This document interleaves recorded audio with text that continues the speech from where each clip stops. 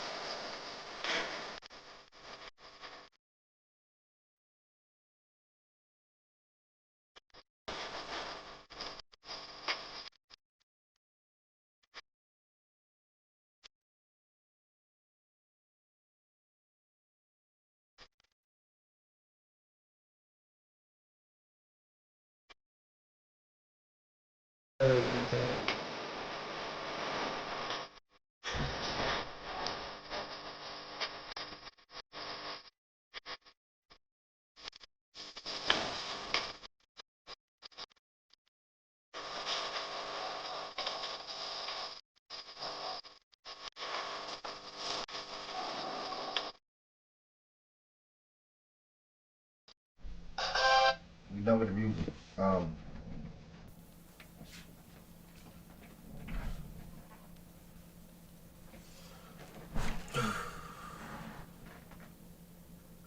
Happy Friday.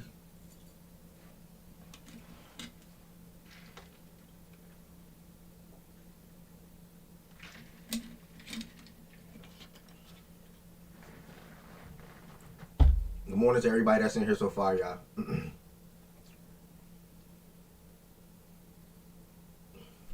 morning to everybody that's in here so far. Welcome back to another daily facts and stats show. Happy Friday. I'm feeling good. I'm feeling blessed. I am feeling thankful. I have the best community. I have a lot of support from you all. Excuse me. On the day-to-day basis, and obviously we have a lot. Man, my camera look different today. I feel like I'm glowing.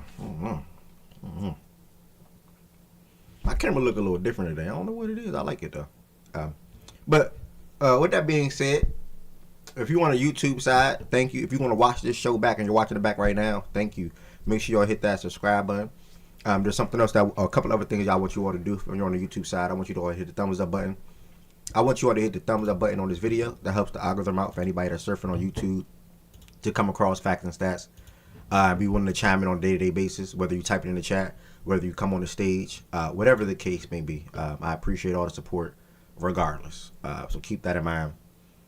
I appreciate all the support regardless. Also, if you're on the YouTube side of things, I would love for you all to extend your support and become a member, especially on this Friday. I would love for you all to become a member on this Friday. He said, play some Cap this morning. Ghetto Angels, please. All right.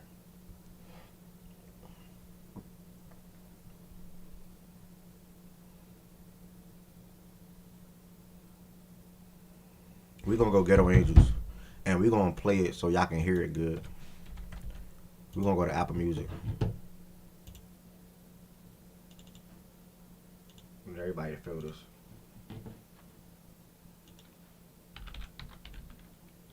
What's on some Ghetto Angels? Let's see what it's on.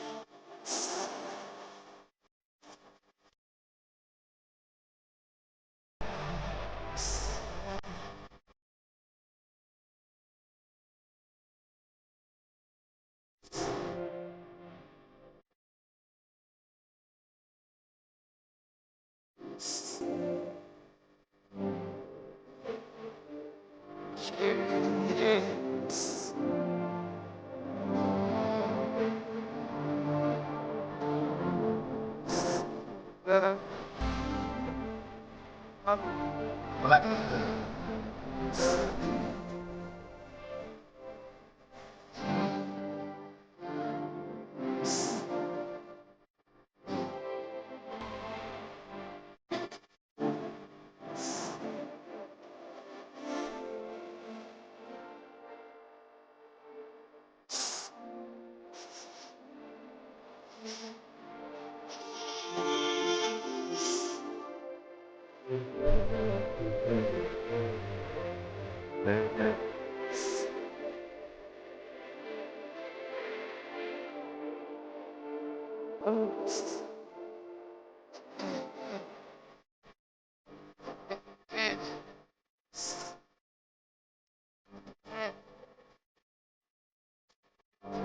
Any day, any day.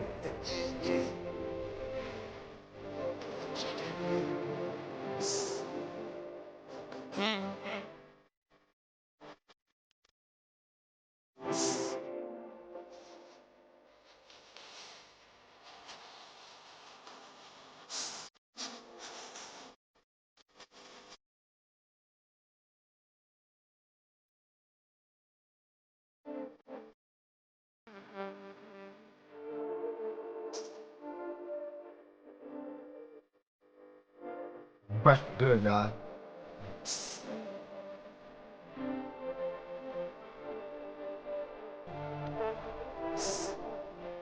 Ah,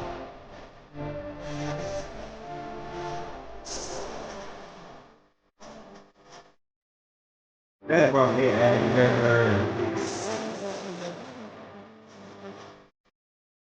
man, I got fame. Why did you need you to I would it be? Oh, I protected by the way, yeah.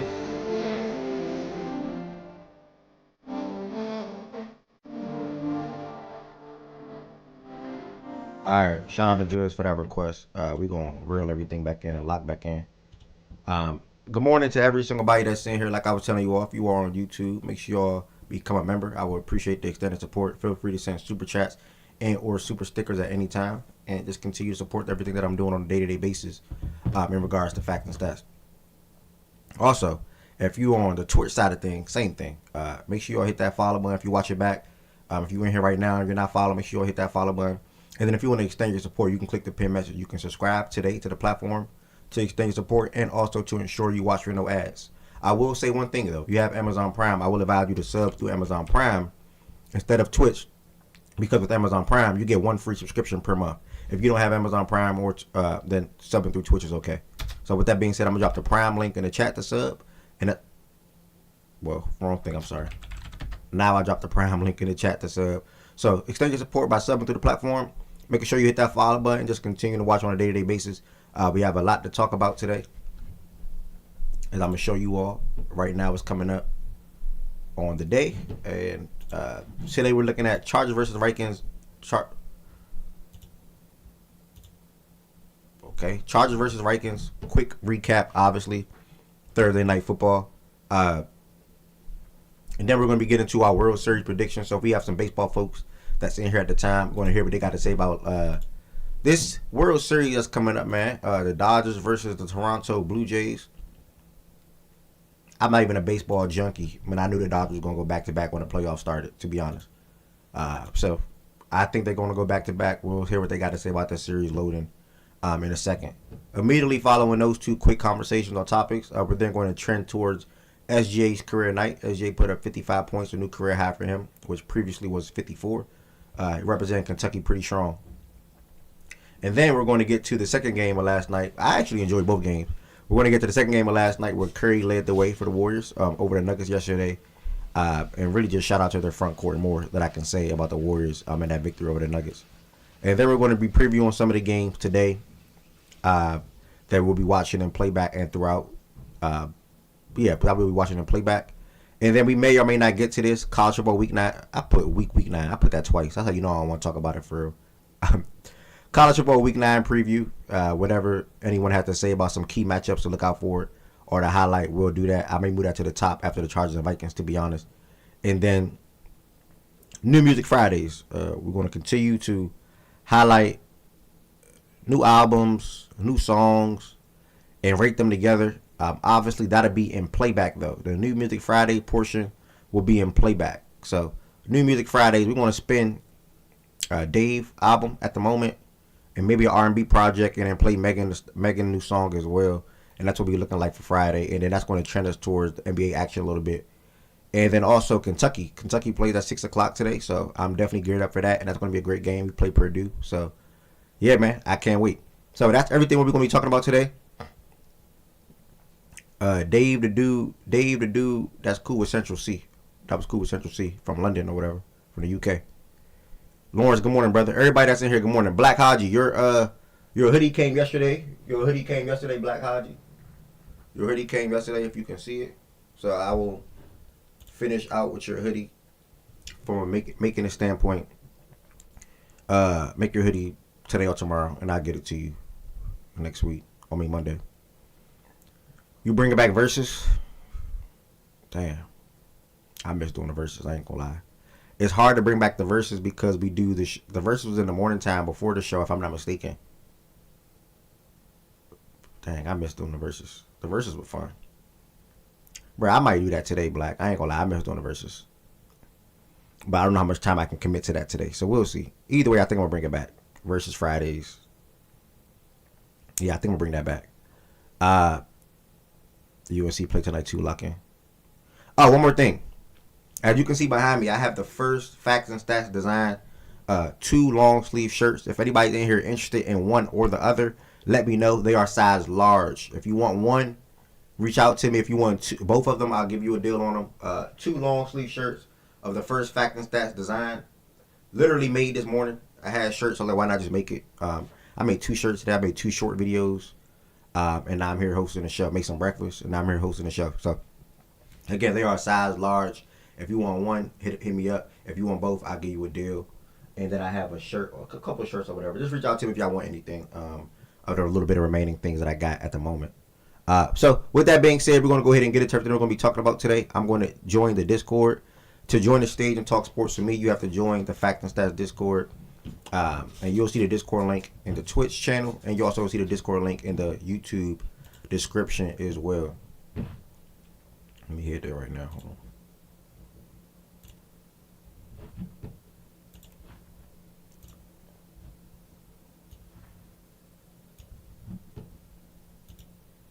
You want one of the shirts or both of them? Just DM or text me if you want one or both. And I'm gonna just ship it with your hoodie.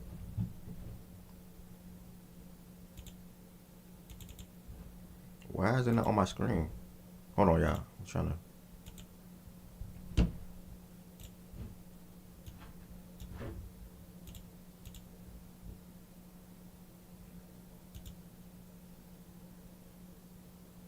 Hold on. All right, there we go. All right, there we go. All right, bet. I'll give you both for $45. You can just reach out to me and I'll ship them to you. I already got the address. Where we at? Last night, y'all. And I put it at the top of the show because it ain't gonna be long. I ain't gonna lie to you. I watched the first half. I'm seeing how the game going, and I said, yeah, I'm cool. Like, the thing about the NBA being on at the same time, we not forced to watch stuff that we don't gotta watch. Like, if you want to go watch a different sport, you want to go watch some basketball, you can do that. You know. So last night, I mean, it's really nothing for me to say. I put it at the top because we're gonna run through it. The Chargers got the win, 37-10 over the Vikings. As you can see at the halftime, the score was 21-3. And Justin Herbert looked good last night. That's one thing I can say. Herbert looked good last night. Byron, I don't know if you heard me or not. I think Byron's in here. Byron, I don't know if you heard me or not. I'm one of the few. I'm probably the only person that says start Gatson. I believe in trends. I love to believe in trends. And what the role and the way he's playing right now, I think is going to continue for LA from a tight end standpoint. Thank you, Z Farm. From a tight end standpoint, he got into the end zone again. He had a good game. 5 catches, 77 yards, and a touchdown. Ladd is continuing to perform for that Chargers offense as well after a slow start to the season. 6 receptions, 88 yards. He even got into the end zone. This was Quentin Johnston, first game, I believe, without a target. So it was a little unfortunate for him. But Kimani Vital, however you say his name, sorry. But 23 carries, 117 yards, and a touchdown. His best game of the season. Since he's been starting for Omarion Hampton, who went out. They said Omarion Hampton is still in the boot at the moment, so we're probably not going to see him until another couple of weeks or maybe even a month at this point. So, no. Yeah. No, I said I believe in trends, but yesterday when you asked, because you asked yesterday, and I said, bro, I would go with Gatson. I know Evan Ingram's playing the weak Cabo's defense, and that was everybody's argument. But Gadsden is the one that's trending upwards. You know what I'm saying? Typically, things like that continues on. And I don't think he's a fluke. He's a really actually talented tight end. So, I don't know. Hopefully, you went with, well, I'm pretty sure you probably went with Ingram. And hopefully, Ingram still balls out against the Cowboys and allow you to win that matchup week. Aaron Jones returned for the Vikings yesterday. But the Chargers defense, everything about the Chargers was just good yesterday. The offensive line with Joe Altback looked good. The run game looked good. Justin Herbert looked good. The wide receivers looked good. The defense looked good. They did a phenomenal job against stopping the run yesterday. Phenomenal job. A great job stopping the run yesterday. Continue to make Carson Wentz look weak and look like quarterback that he is. They also had 5 sacks yesterday. Carson Wentz threw a terrible interception. And it's looking like if J.J. McCarthy is healthy, like Kevin said yesterday, that he will start next week. So they need better quarterback play, obviously. And like I said, the second half I didn't bother watching because I saw the way the game was trending, and I left that alone. So shout out to the Chargers. They're now 5-3 on the season. I didn't even realize that they're 5-3 on the season, and they continue to stay within that AFC West race. We'll see is it going to be Chargers, the Chiefs, or the Broncos that ends up winning that division. That's pretty much all I got to say about the game. Z-Farm, just a quick check. You got anything to say about last night's game or process? Yeah, shout out Odafe Oweh. They've discovered him. He was kind of invincible on the Ravens. He has 2 sacks on the season now, both of the Chargers. Shout out to him. And shout out Kamani Vidal. A lot of people are questioning whether it was going to be Haskins or Vidal that would lead this backfield. It's clear Haskins, or not, Haskins is not even in the picture anymore. So it's clear Vidal is running back 1. I would like to see them get another option in that backfield if Hampton is not going to be back within the 4-week time period. So whether that is a Keaton Mitchell or someone of that caliber, I think they should go look for. But I do think they have a good team. I think the Chargers are built well. They have good wide receivers, good defense. They have a good quarterback. So I think they're destined for at least a playoff win this year if they continue what they're doing. Yeah, it was a fun game to watch Herbert and Chargers play. It's so funny how a game can flip. Like, if Herbert almost threw a pick 6 on the first drive, and if Isaiah Rodgers didn't drop that ball, the game probably would have been completely different. It was a terrible fucking throw. And then he did that, and then all of a sudden they marched down the field. It took like 8 minutes to go down the field, ate up the entire first quarter, and then Herbert was just dialed the fuck in. He was running all over the place, making those beautiful throws. Everyone was getting involved. McConkey looked good. Like you said, the fucking tight end, I didn't even expect that. That was insane. Vidal looked good. Yeah, they look good. The Vikings are terrible. Wentz is terrible. He was fucking banged up, and he was getting beaten around back there. But it sucks because they got some good players like Jettas and Addison. But I watched that game, and then I could tell it was just getting out of hand. And I'm a football guy, but I was locked in to the NBA because the game was kind of boring after I knew what the hell was going to happen. I was like, I have like 2 screens. I usually have football on the big one and basketball on the little one. But those games last night, especially, both were just insane. But during the football game, the Pacers OKC was on, and they were just incredible. So, yep. Well said, brother. Both of you all for coming in and quick chiming in. Josiah, you got anything you want to add to last night's football game, or are you okay? No, we can move forward. All right. Shout out to the Chargers. Moving on to 5-3 on the season. Vikings, good luck rest of the way. Because they're looking up at 3 different teams in the division now. The Bears, the Lions, and the Packers. So we'll see how the rest of the season goes for the Vikings. Next, we're going to take a. You about to say something? I said they're cooked. Oh. It's over for them. Next, we're going to take another quick turn to the MLB, Major League Baseball. We got some big news today. We have the World Series coming up, 8 o'clock Eastern Time. Toronto Blue Jays versus the Los Angeles Dodgers. Thankfully, on this stage, we have 3 baseball heads up here at the moment. And then also, if anybody in here watches baseball and want to chime in on this series, feel free to come to the stage. I'm just asking these fellas, what's their World Series prediction? Who they have winning the World Series, and then do they have like a World Series MVP or something? What's that called? Is this MVP? Yeah. MVP. Okay, yeah. Who's your World Series MVP prediction and things like that? So I mean, I think everyone's going to have the same answers here, but I think everyone's hoping for the opposite. Obviously, with the way that the Dodgers have been playing, the pitching staff, and how good they've been, and their bullpen, which was a question mark going into the playoffs, has been really good, especially when your pitchers can go 6, 7, 8 innings strong. Fucking Yamamoto went 9 innings in the last series, and then Otani goes 6 scoreless and is the demon up on the plate. So, I mean, obviously, if they win, which I think they will, but I hope they don't, I would say Otani gets the MVP. Just the mere fact that he's probably going to pitch a game, and he's just a fucking animal on the plate. But Toronto's got something special going on. So if they can, get that, because listen, baseball is hot and cold, man. If you're cold and you're not doing well, and you could just completely shit the bed.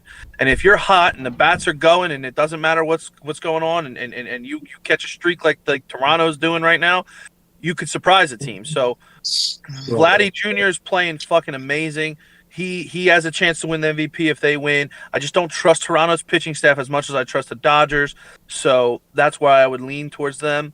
But I'm hoping Toronto wins. But I just think that it's just the Dodgers are just, I mean, Kike Hernandez is batting fucking 6th, 7th in their lineup. I mean, fucking Andy Pajes, who had 27 home runs this year, is at the 8th spot. Like, you go to their lineup, and it's just like you can't let up once. They have just animals from top to bottom. When the Phillies played the Dodgers, they shut down the top of that lineup. Otani was 1 for 17 against the Phillies in that series. Mookie Betts had a couple of hits. Freddie Freeman, was mediocre. Teoscar Hernandez had that home run, and outside of that, he was whatever. We got killed by Kike Hernandez. We got killed by Pajes. We got killed by Will Smith.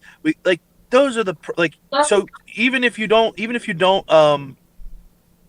after the big guns and you shut them down, they got the guys at the bottom of the lineup that are just fucking unbelievable. So I hope Toronto wins. I just think the Dodgers win. And if I had to predict it, I'd say Dodgers will win with Otani MVP. what would you predict Dodgers winning in though if you had to predict? I mean, I think Toronto is going to catch some fire. So I give Toronto 2 games, and then I'll say Dodgers in 6. okay. Mazak, talk to me. I know you represent the Toronto Blue Jays. I bet. Sure.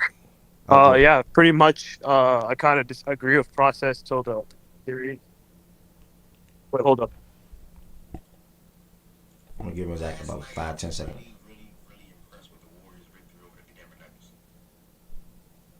Hear me, F? My bad. Sorry. Yeah, we got you.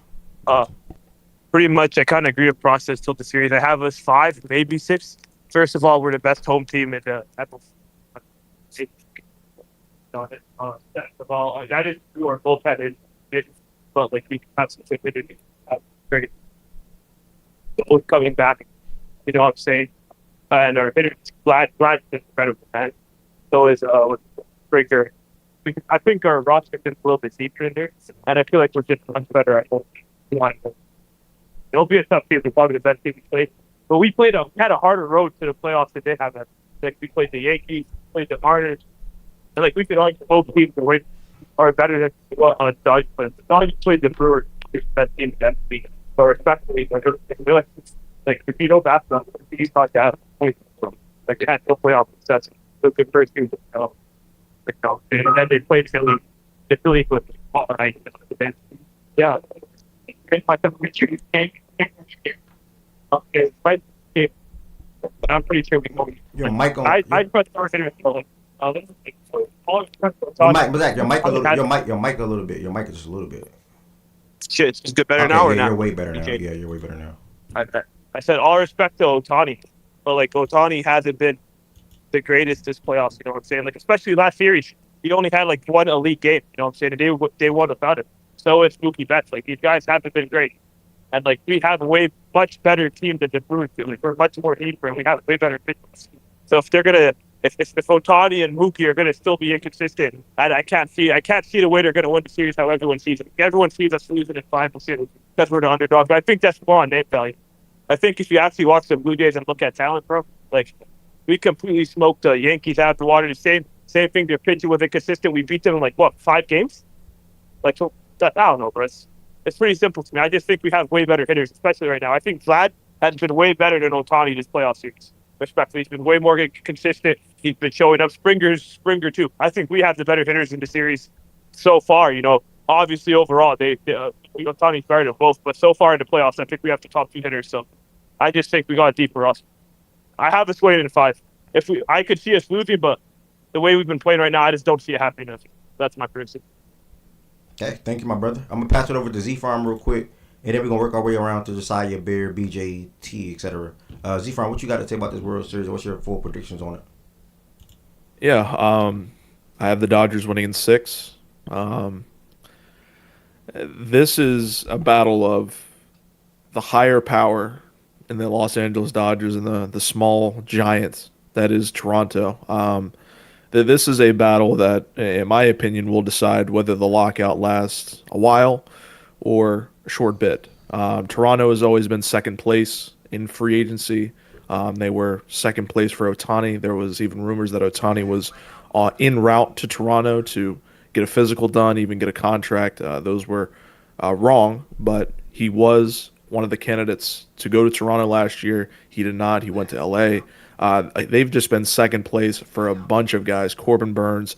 They got Anthony Santander in the offseason. He's hurt, unfortunately, so he's not going to be an X factor in this series, but in future ones he will. But Toronto has just been kind of the pushover in the American League for so many years. And now that they are in the World Series, Vlad Guerrero is finally getting a platform that he is one of the guys in Major League Baseball. It's just something to tell that this team just has so much grit on them that they're going to take a couple games. And I do think if they were to win this series, it would be in 7. I don't think they beat the Dodgers 4-2, 4-1, even sweep them. I don't think it happens. They would need to get 7 games out of this. I think all 7 games, or excuse me, all 4 games they would win would be at home because they are one of the best home teams in Major League Baseball. Like Mazak said, their record is fantastic at home. So, but the Dodgers, they are just really good. They are. I mean, their money is well spent. Snell, Yamamoto, Glasnow is going to be their top 3 in this series. The depth of their lineup, you have Otani, Mookie Betts, Freeman, Muncy, Kike Hernandez, Edman, Hernandez, again, Teoscar, Will Smith, just so many guys. I don't think that can be matched. And really both bullpen, I think that's going to be the factor in this series, is which bullpen is going to be the best, because both have not been great in this playoff. But I think the X factor for the Dodgers is a man by the name of Roki Sasaki. He was their main get this offseason. He was supposed to be a starter. He was one of the more fascinating prospects in Japan. He came over early. That just tells you how good he is. The only guy to do that in this, at least, era was Otani. So him to come over early and not find his footing at first, because I think he had an injury at points. But now in the playoffs, basically being one of the bright stars for this Dodgers team, I think he's going to be the X factor, because if a guy like Snell goes 7 innings, you can turn to a guy like Roki Sasaki for 2 innings, and he can complete the game. So I do have Dodgers in 6. I do think just the Dodgers and their money is going to overwhelm this Blue Jays team. Otani is the greatest athlete I've seen in my lifetime. So if he wins back-to-back, we have to have the conversations about him being in that greatest of all time early. And this will be the first back-to-back champion since the 2000 Yankees. So, this is going to be a series that not only depends on the athletes on the field, but this is a battle behind the scenes, because, as you guys know, the lockout is coming. So if the Dodgers win, there's going to be a lot of conversations this offseason. And I don't think the league is ready for that. But right now there's a 7-game series in the 2025 season, and I do have the Dodgers in 6. Wow, you dropped a lot of gems, bro. You said a lot of good things, in my opinion. Even some things that I want to clip. Hopefully I get the time to do that. But just real quick before others speak, I'm seeing a lot about the lockout that's on the way. And a lot of that due to like how the Dodgers do their contracts, right? And things like that. Can you sort of kind of talk to me about the lockout and what's to expect and things like that? Like what's the reason behind everything like that? The reason why there's potential, well, there's going to be a lockout. I basically been told there is one. If teams are not spending enough money, there are teams in the league like the White Sox. There are teams like the Colorado Rockies. There are teams like the Tampa Bay Rays, the Orioles at times were teams that were among this threshold. They would not spend money. In terms of total cash, and I want to pull this up to be sure. Okay, yeah, I'm correct. The Miami Marlins were the lowest payroll this season. They paid $90 million for their baseball team. They did not make the playoffs. The White Sox spent $99 million on their team. They did not make the playoffs. The Athletics spent $100 million, did not make the playoffs. The bottom barrel teams are not spending money because their owners are being cheap. The Los Angeles Dodgers are spending $400 million on their active baseball team. They spent over $1 billion in the last 2 years to get free agents. Ohtani, Tanner Scott, all of these guys that they have signed, Glasnow, Snell, all these guys. Teoscar, that's how they extended Teoscar. Yeah, all those guys have been paid boatloads of money, and the problem is they're not on the active payroll. Shohei Ohtani right now is making $2 million this season. $2 million. He's being paid $68 million when his contract exists. But the first year, 2034, which his contract expires, he'll be 39 years old.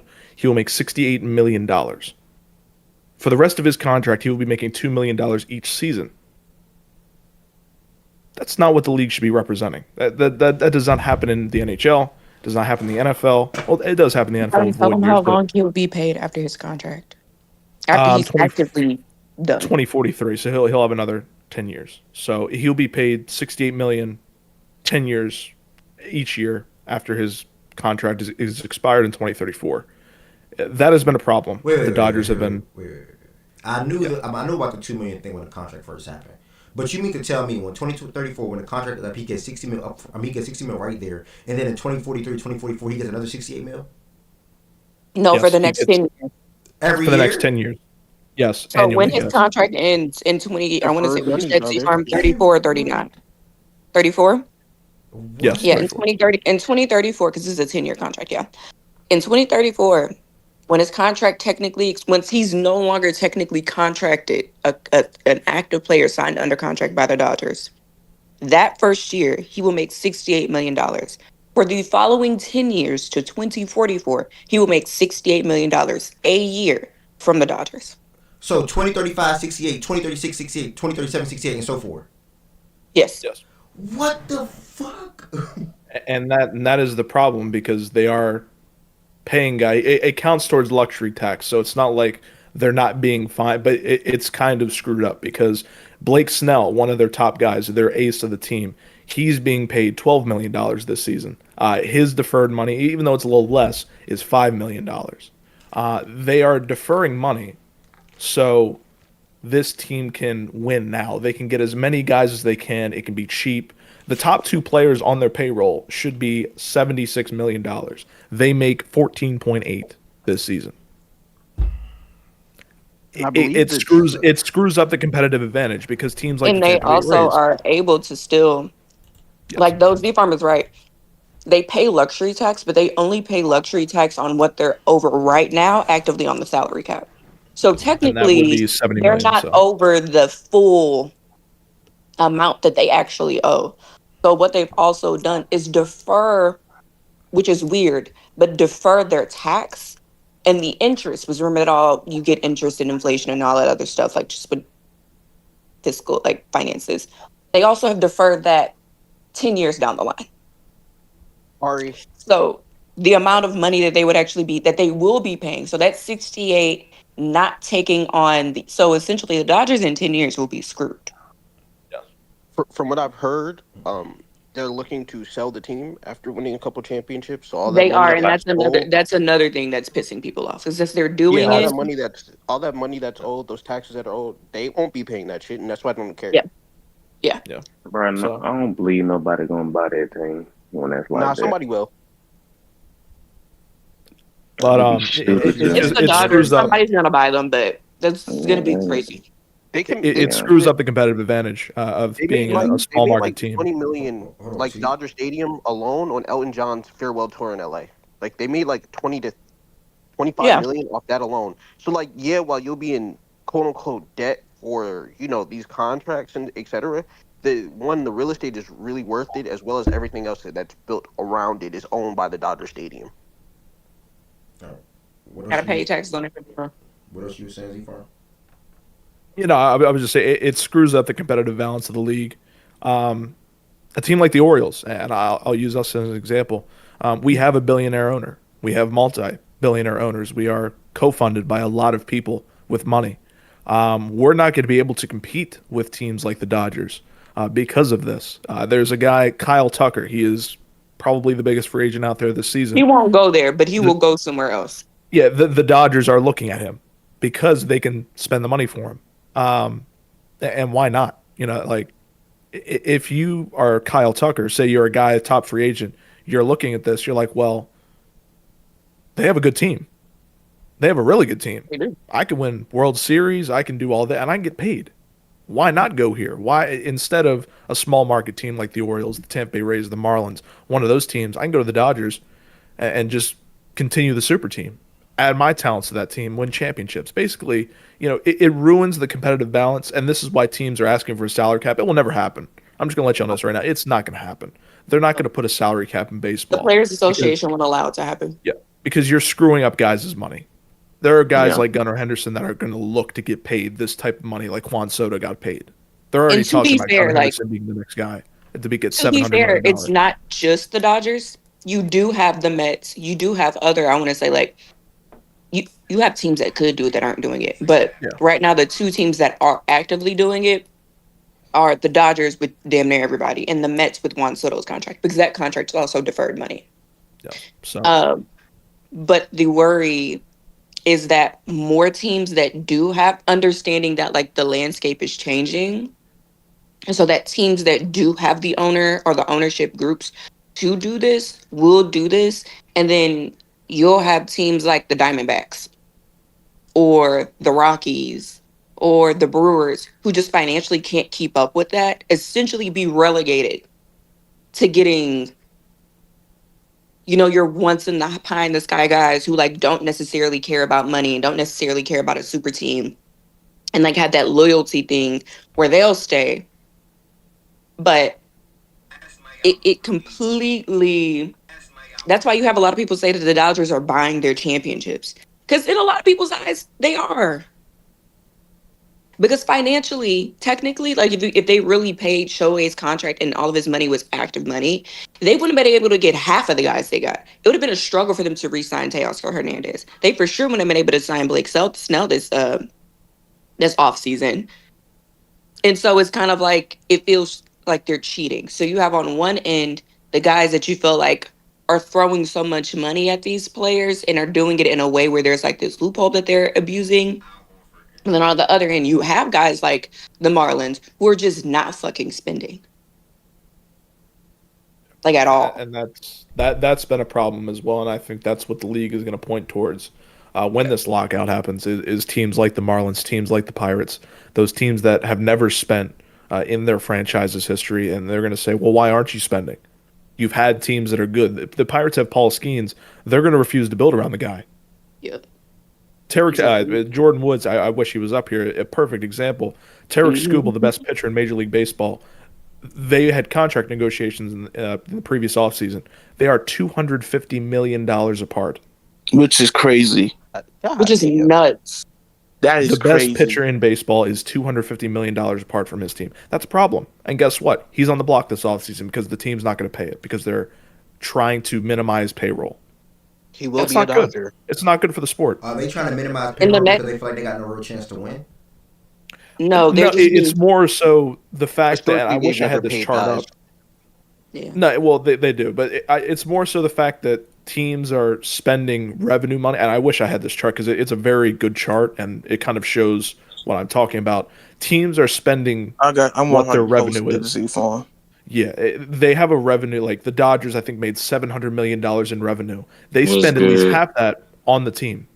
The Orioles do the same thing. A lot of those teams do it, but some of the teams towards the bottom, they save a lot of that money that is brought in from fans, So they jerseys, profited just from any it, essentially. shop item. Yeah, so That's the problem, is that teams are not spending the money that is coming in. Instead, they're saving it for themselves, and it's greed.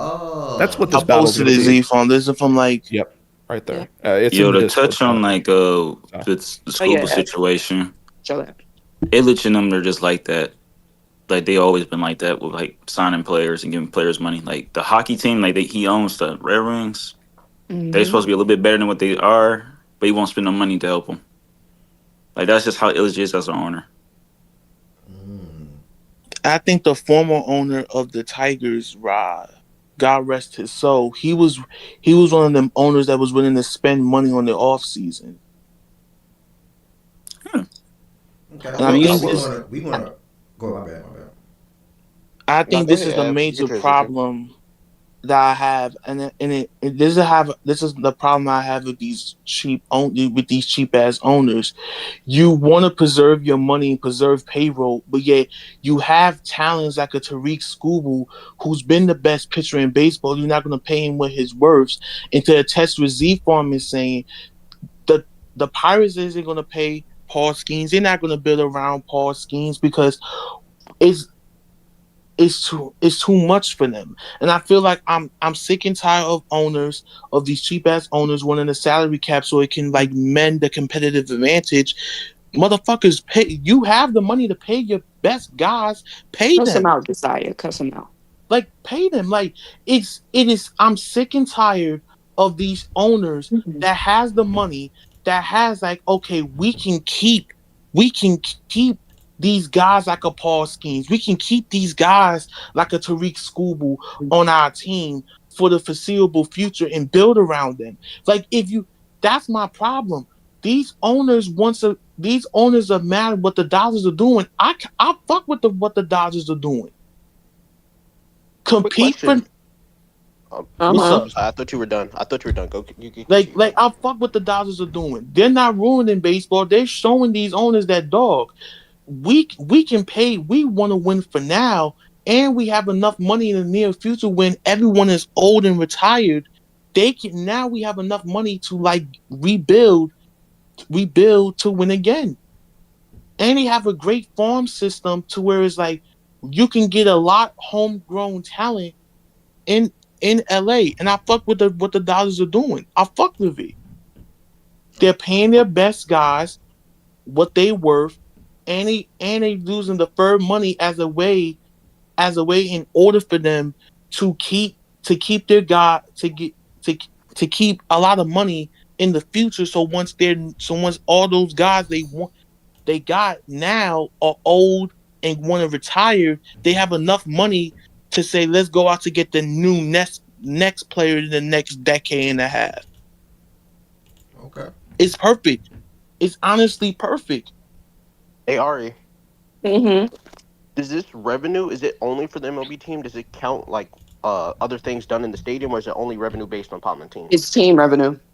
So It's if the team revenue. team, Yeah, so everything. if So the some of these, team, so so some if of the these are way team higher. owns so yeah, but if the team owns the stadium, it's whatever the team owns. So whatever the team profits off of. So So it ticket include sales, concerts for jersey like the Dodger sales, Stadium. ticket sales, jersey sales, concessions, all of that. That's like the bottom. Like the all teams Hmm. own jersey sales, get profit off of make revenue off of jersey sales, ticket sales, and concessions and like that stuff. But not every team owns their team stadium. Okay. So I'm almost positive the Dodgers own that They do. stadium. So they And make all, so they have the additional revenue that comes from whatever happens in that stadium. okay, because I was at okay. That's all I was trying to figure out. Because I thought it would be a little bit higher for them with some of the events that are done on a yearly basis. No. No, and then I No. think also I'm almost positive because the NFL does the same thing, and the NBA. I also think there's a cap on how much external revenue you can claim and use towards your team payroll. Yep. Like there's like a percentage cap. Yep. Shout out to Z Farms for sending me this. I do want to ask the others after Z Farms just had a phenomenal spiel about the World Series prediction and also even saying something that made me ask that whole lockout question. Um, well, Z Farm, I'm going to circle back to you real quick and then get the thoughts on the World Series from Josiah, Bader, etc. So, what would be the goal for the lockout? Like, what would be the end goal ideally? Well, what they're going to try and do is they're going to push a salary cap. They're going to try and do that. It's not going to work. Like I was saying, there's guys that are trying to get their money. Gunnar Henderson is one of those guys. It's not going to happen because he's going to get screwed out of money. Guys in the future are going to get screwed out of money. It's not going to happen. So, what I would do personally is I would create something where there is the bottom of the barrel teams. So Pittsburgh, Miami, Tampa Bay, they sometimes get penalized for not spending money. I think they lose some TV revenue. I think they lose certain amount of money. I would penalize them heavier. I would take away draft picks. I would take away draft capital. I would take away more money. If you're not going to, and I think the list showed it, if the Marlins are making $300 million, they should at least spend at least 160, half of that at least, I do think, on players. Teams that are towards the bottom, they need to spend. It's that simple, and that's I think what the goal of this lockout should be is that the bottom of the barrel teams need to start spending. Otherwise, sell the teams, get rid of them, get your money now, like the Orioles did. The Orioles sold for $2.1 billion. They are now within the top half of the league. I guarantee you, if more teams did, Tampa just did it. Tampa just sold for I think 3. So teams are selling, and it's kind of killing the league because again, the competitive balance this year I think was the most open year I've seen in a while, and I think next year is going to be even more open because again, the Dodgers are going to be the Dodgers, and the American League is going to be just so wide open. I could not predict who's going to win that even right now. They just need a competitive balance towards the bottom, and I don't think you penalize the top because they're doing what they should be doing, and I think they're going to try and look into the deferrals. I think they're going to try and cap the deferrals at a certain point, which is fair, but I don't think you should penalize the Dodgers for spending the money that they are. I don't think you should penalize the Mets for spending the money that they're doing. Toronto, Philly, New York. I don't think you should penalize those teams for spending money. I think you should cap what they're doing at the deferrals, and you should make the bottom teams spend what they should be spending. Because a lot of young players that should be homegrown for these guys, like Paul Skeens, like Gunnar Henderson, are probably going to leave for the Phillies of the world, the Dodgers, the Yankees, and that's not good for baseball. We don't see a lot of rare homegrown talent with the small market teams. It's not like basketball. It's not like hockey. It's not even like football. Where you see guys that are legends of teams. A lot of guys go elsewhere into the higher markets. So that's what they should change because if you want to grow the sport, I think that's something that they have to look at for the bottom teams. Z Farm, you don't think? Just a quick question. Would you think they could put something where how you're taxed on players? Maybe there's like lower tax, or you get a bigger like split of something if you keep homegrown talent, or like how kind of the NBA set up where if you stay with the team you can get a higher deal. You think that would help if you stay with the same team like you're drafted with or developed with? That would make sense, but you would have to put a salary cap in, and I don't think the league again. I don't think the league will ever put a cap in. That would make sense, but right now with just there being no cap and it's open season, you can spend $700 million on a guy for 5 years, and it wouldn't matter. So,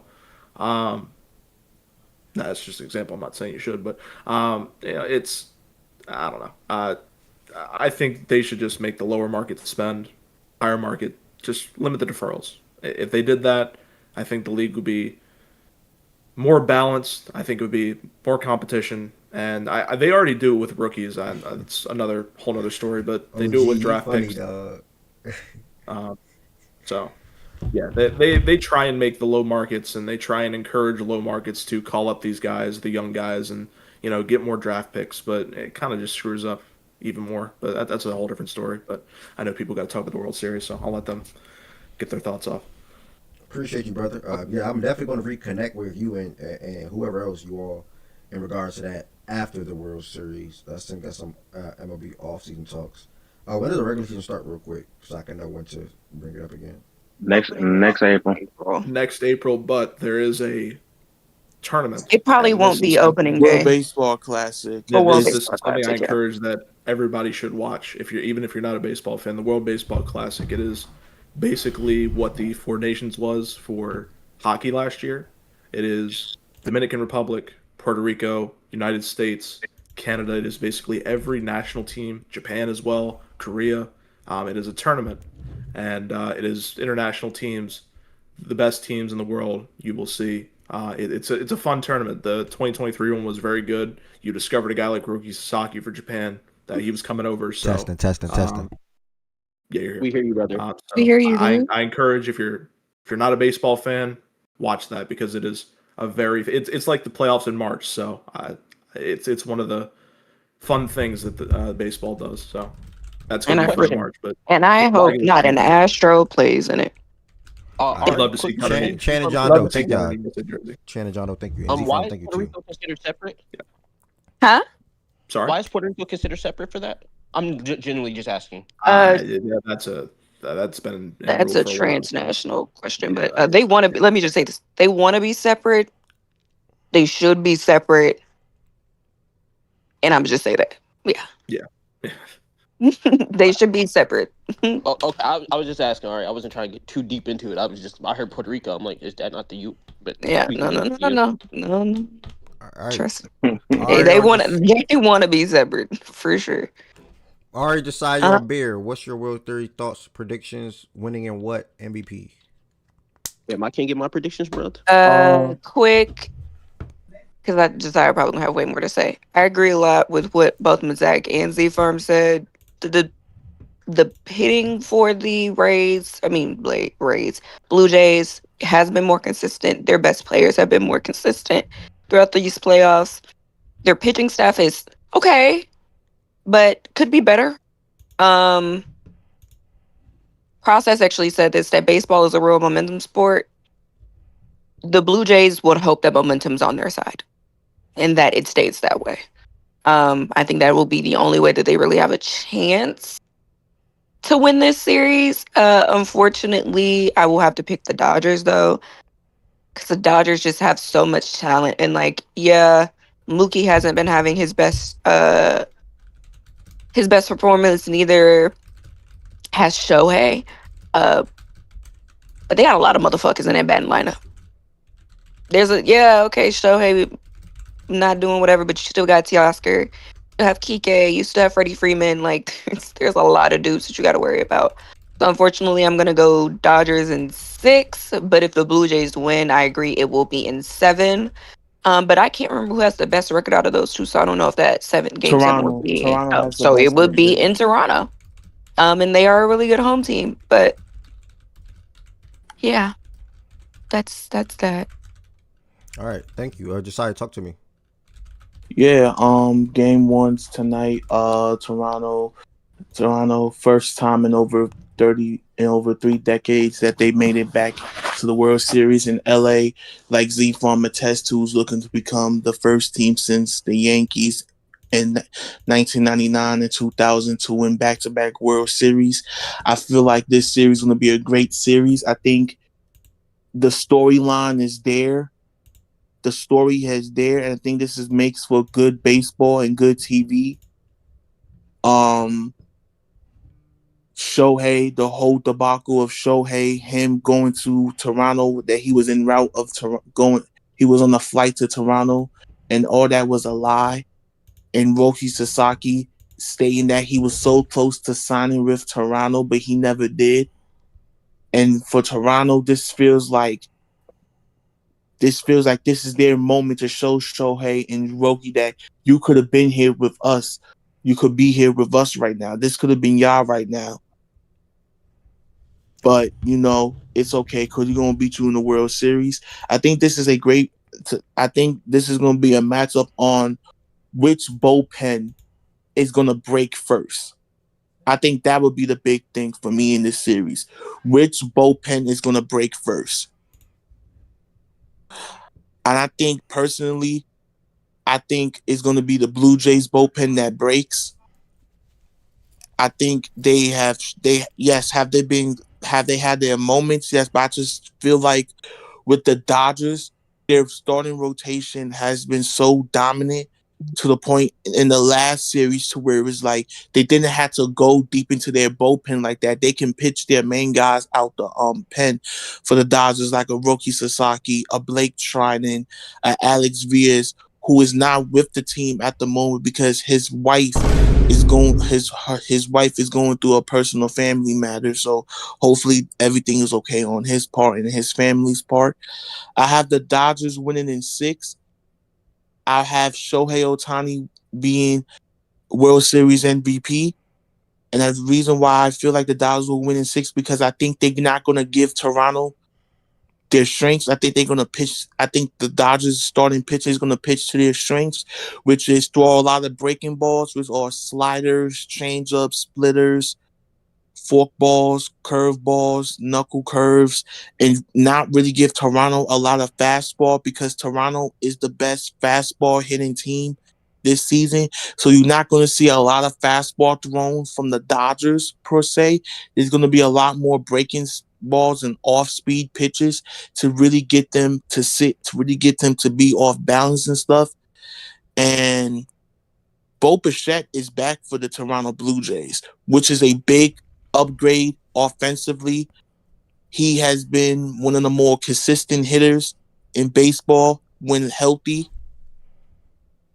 So I'm very excited for this World Series, but I believe the Dodgers will win in 6, and Shohei Ohtani will cement himself as the greatest athlete of this generation with this World Series MVP.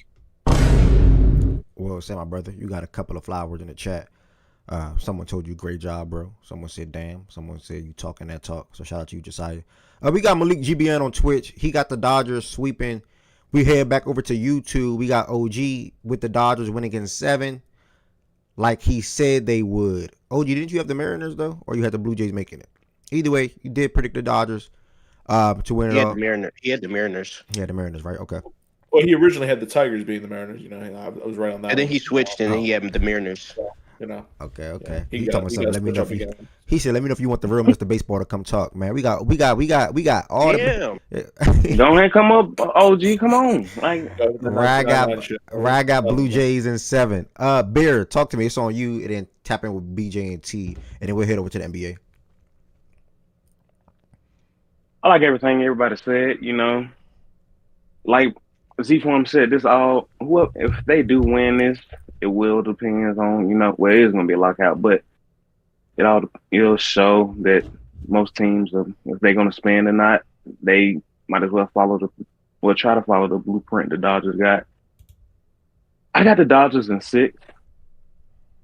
Bo Bichette coming back for the Blue Jays, I like that. It could, switch things over in their favor. Vladdy Jr., he has been on a hot one. Loving what I see out of him. George Springer, the unsung hero of that team too. Former Astro. He did that with the Astros. Now he's doing it with the Blue Jays. I want to see if the rest of the lineup can keep up with those two, though. If they can, I feel it can go to 7, and the Blue Jays possibly could have a chance. I just don't know as of right now. And will Mookie Betts and, that other star hitters actually heat up, or they just, keep the same? But yeah, I have the Blue Jays in 6.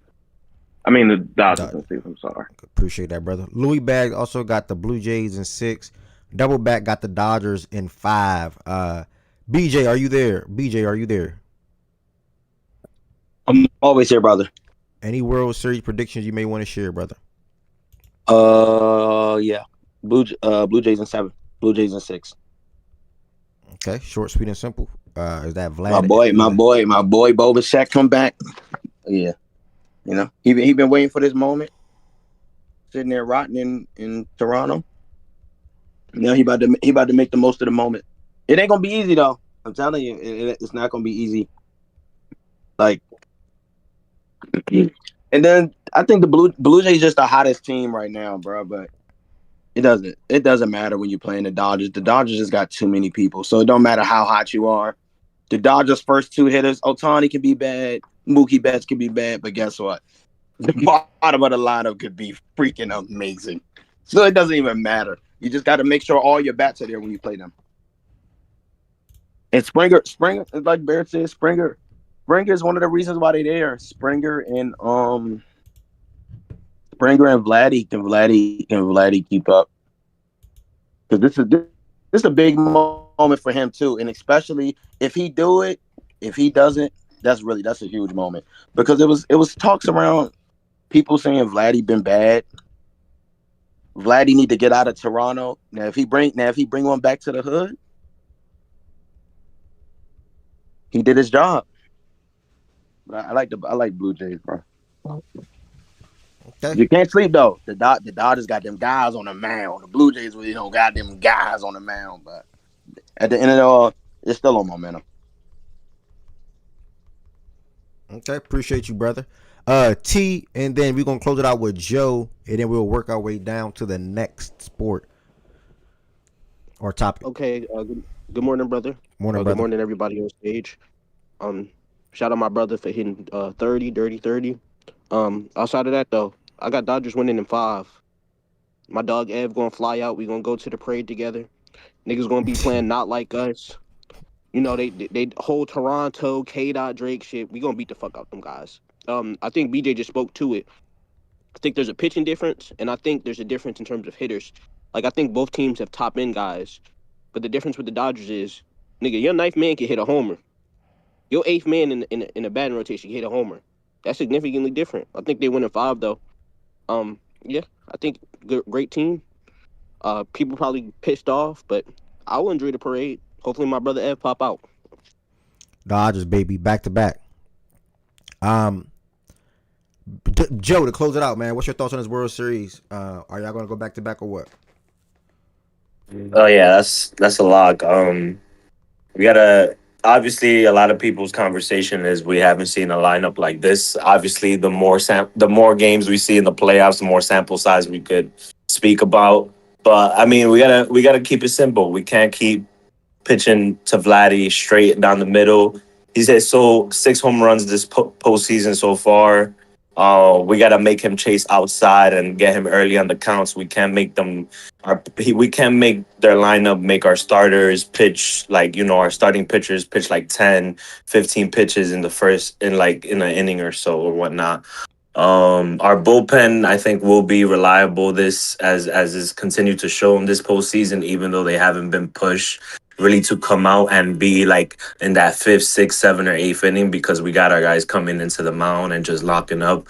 I know they're starting their rookie, Savage, so I feel like today, opening game 1, starting a rookie with guys that are top hitters, especially in the postseason, especially Freddie. He's hit a home run, I think 6 out of his last 11 games in the World Series. So that might be a hot bet to take on tonight or any game. Feel free to play that Freddie Freeman home run coming soon in any game this series. But yeah, I think our pitching is gonna show what we've been doing and how they've been able to have been locked in this postseason. Like I said, get the guys early on counts. Don't let them stretch out the pitcher too much on the mound.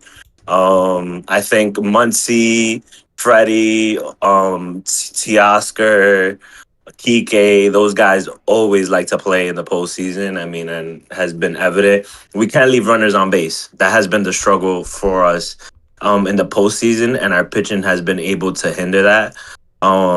We've left a lot of runners that could have produced more runs on the board.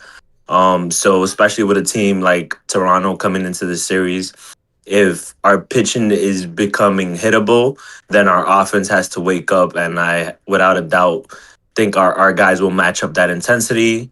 Otani was taking batting practice yesterday as well. So that's a good sign because he is in a position to prove that he can continue on hitting the ball, which was earlier in the playoffs outside that 3-run home run insane game that he had. Hasn't really been producing much. Last year, I kind of gave him the excuse because he was hurt.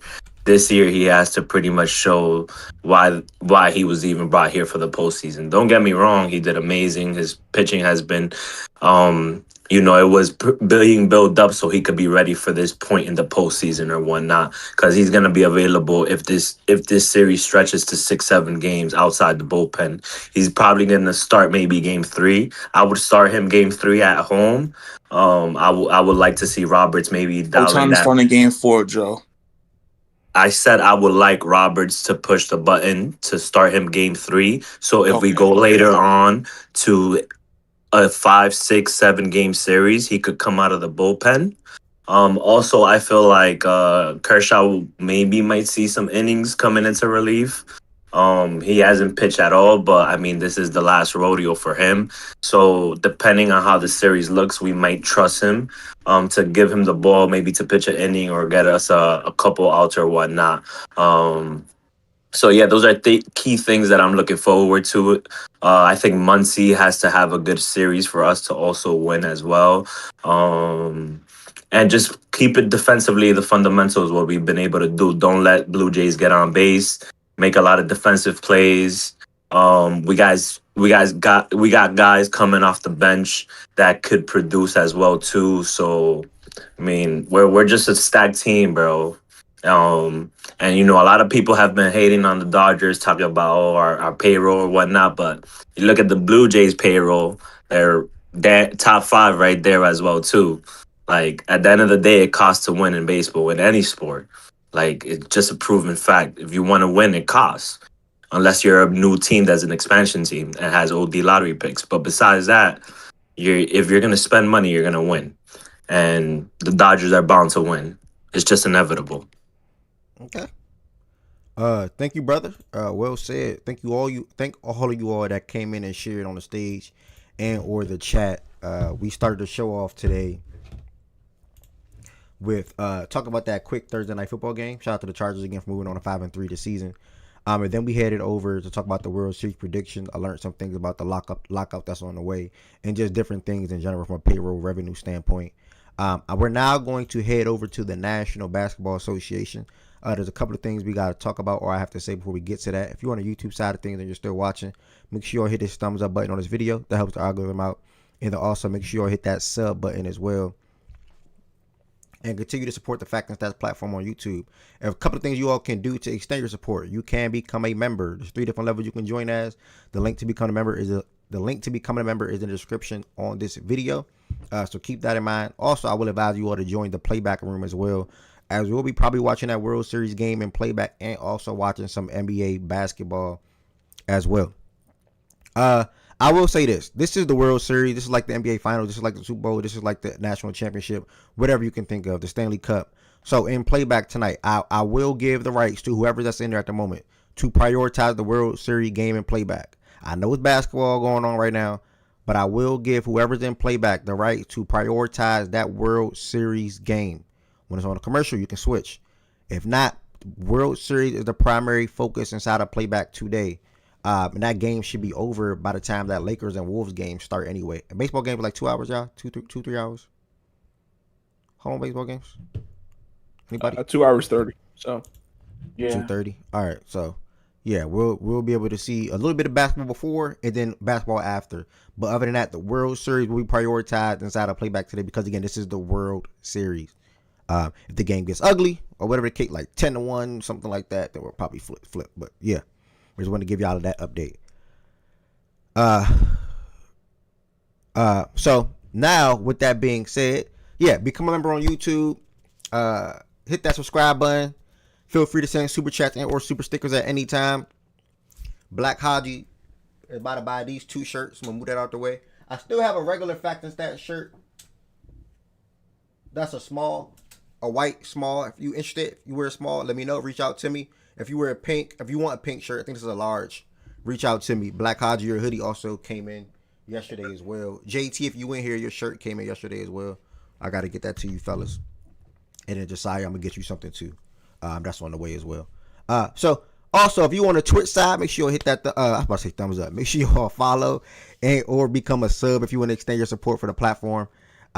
Also, to avoid no ads, I obviously have 1,000+ followers. I have a good solid little following on Twitch, so ads automatically run on Twitch and YouTube. So if you see an ad, you understand why, and just continue to support the platform. Now we're going to be heading to the National Basketball Association. So if you are in here and you want to chime in on the 2 games from last night, feel free to hit the stage. If you want to chime in on some of the games that's today, feel free to join the stage. You have to join the stage through the Facts and Stats Discord, and you'll join the Discord and you'll join the channel that says Daily Show Daily Show Voice Channel. The Discord link is in the YouTube comments. The Discord link is also posted in the Twitch chat like every 15 minutes from Nightbot, as you can see right there in the chat. First and foremost, I'm working on getting back into the algorithm, right? I'm working on being back consistent when it comes to posting on TikTok and YouTube Shorts. When you ask me to post a video on Twitter, it's mainly because I posted on TikTok and YouTube Shorts and even Instagram. I just throw it on Twitter just because. But I made a quick video this morning about SGA, and I also have made another video about the Warriors and Stephen Curry that I'm going to drop later. I don't know the times I'm going to be dropping the videos, but I'm going to drop that later. Probably 3 p.m., 4 p.m., something like that. And then if I get time today, I'm going to clip something that Z-Farm said that I think should be shared as well to the sports world as well. So we'll hopefully I get some time to do that today. But last night, Bethany, what's the word? Talk about my fave. Last night, we had 2 really good games. Like I had said at the top of the show. Someone just commented on my video about SGA and said I don't respect that nigga. Like, what do SGA be doing to y'all? Like I said in the video today, like, yeah, he got 40 free throws. You know what that is, yeah, he got 40 free throws in 2 games, but he get fouled. Oh, appreciate the follow. You know what's funny? He get fouled. You know what's funny? I told that to BJ. They was having a convo in the chat. They was having a convo in the chat about about SGA. Somebody said it basically just the hard and shit. And me personally, I disagree, bro. I thought SJ hit you with just so many counters and combos. Is like you fake gotta foul them. Like you fake. Like I said, I'm not saying it's an easy check, but SGA is not that hard to check, bro. Bro, because if you watch the best defenders in the NBA have trouble checking him. Listen. If you watch how the Pacers play defense, they're playing to foul him. It's not just about the Pacers, though. No, the Pacers just couldn't. You just seen him do the same thing to KD. No. But what the Pacers were doing was just something totally different. I don't want y'all to turn it into a free throw thing. Just real quick before we start talking about the game, I don't want y'all to just jump it and to get it to that.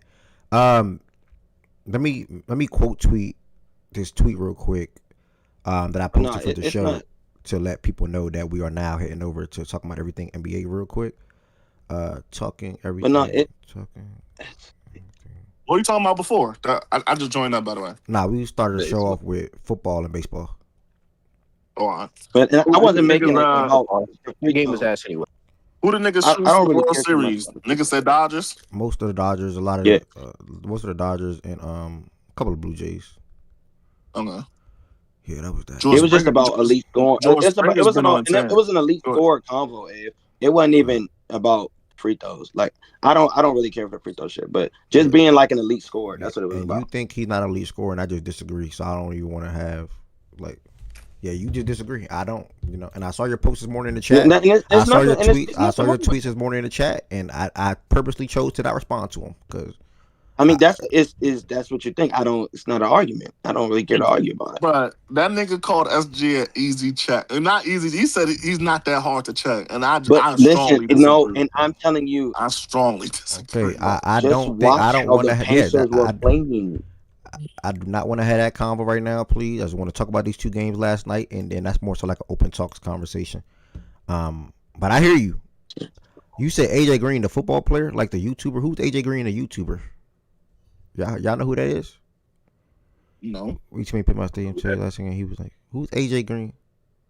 Oh, that's Popper. I don't know who AJ Green, the YouTuber, is. I know 2 AJ Greens, 1 basketball, 1 football. Look him up. Are you trolling me?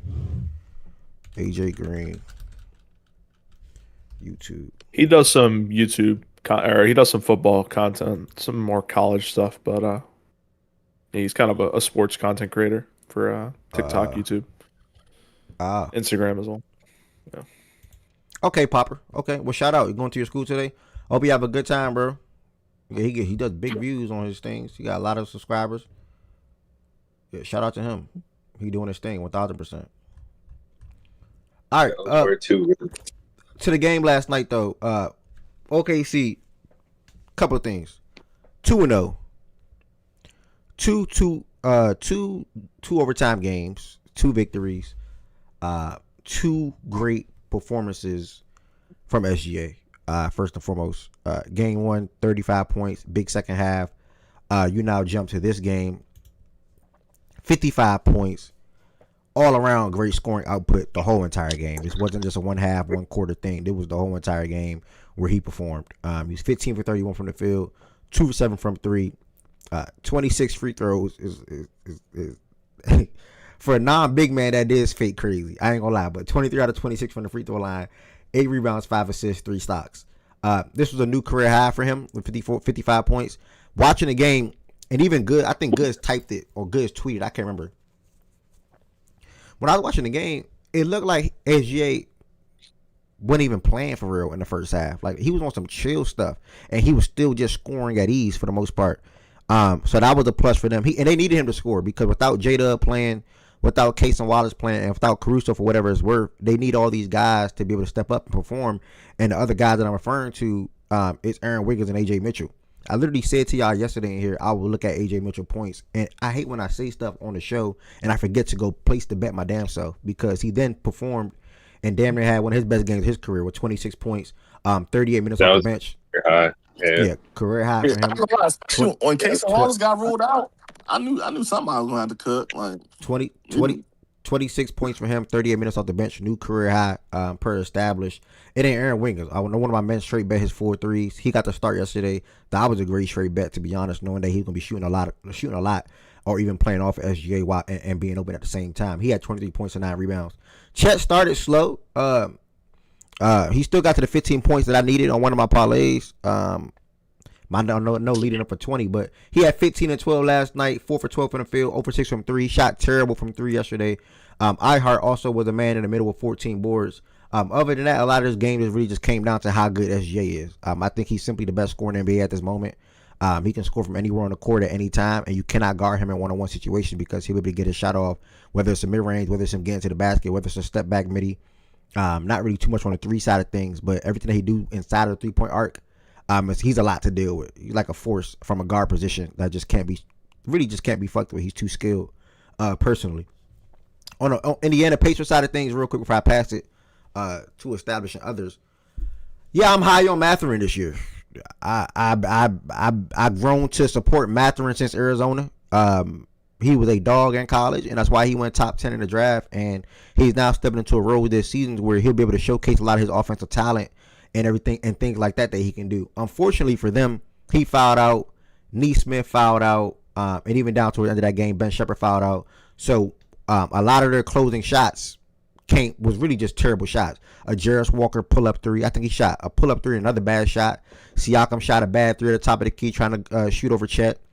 I think when it came down to the end-all be-all, they just and also Nembhard didn't play the second half. So when it came down to the end-all be-all, they just didn't have enough when it comes to scoring punches outside of Siakam. Siakam performed last night, 32 points, 15 rebounds, 12 for 25 from the field, 3 for 6 from the 3. He missed 7 free throws though. That's just too much. They missed 10 free throws as a team. That's just too much. In a 6-point game, you missed 10 free throws. A little bit too much. Yeah, Mathurin had a bad one too. 1,000% Q Sims. And back to Mathurin, 36 points, 11 rebounds, 9 for 19 from the field, 3 for 8 from 3. So that was a hell of a performance from him. I expected more from Neesmith offensively this season. Somebody got to go on mute. Who was that with that? Stilo, appreciate that. I expected more from Neesmith offensively this season, but we'll see how he continues to go for the rest of the season coming up. It's only one game, and really, I was impressed with how the Patriots fought and how they competed. And maybe they'll be better when T.J. McConnell returns to the fold and Nembhard, whatever he's dealing with. I don't know what it was. I didn't even look into it. Nembhard's a shoulder. You said okay, cool. We'll see how they hold up from an offensive standpoint throughout. You got a timeline for TJ? I can't remember what TJ timeline was. It was some weeks, I think. I think it's early November. Yeah, something like that. I I can't think it's remember. like early mid-November. Okay. So that's my quick little thoughts on last night's game. OKC, I was impressed. obviously going to look very, very, very good when J-Dub is back into the fold. And they're healthy. But it was good to see them start off 2-0 and really 2 tough games. Especially the first game where I thought they was going to lose at one point in time in that game. But game 2, SJ pretty much willed them to a victory with this one, 55 points. So wasn't really much they can do with him personally. I will now pass it to T, who represents Indiana, and then we will get to everyone else that's on the stage that may want to chime in on SGA's performance last night and just the game in general. I thought the game was smooth, game. I'm not bitching about the fouls too much. Like I care that many niggas was fouled out because to me there's some questionable ones, and not even that like questionable ones that I do think they're fouls, but I don't think it's necessarily called on the same way for every player. Like even some of the little push off stuff, Lou Dort got a couple turnovers off of that. They're like SGA does some very similar stuff, but it doesn't really matter to the flow of the game outside of that last little timeout shit. Because then would have been down 9 with I think it was like 24, and you could have just trapped and then played free throws instead of them just going up 2 because they got a foul right after it, but or up 4. But outside of the game, Ben Mathurin, I spoke to him being most improved. First person to sit it. I've seen a lot of people join that preseason started, but yeah, I think we're a good team, bro. Shout out Siakam. Shout out how the bigs to me were fine. Nimhard injury, that's kind of insane, and another injury, but it is what it is. Double overtime game. Couple guys fouled out. I thought it was a good game by us. Wish we could have executed better down the stretch, but yeah. All right, I'm gonna go to. We got a new person up here. Stilo, can you hear me? Stilo, can you hear me?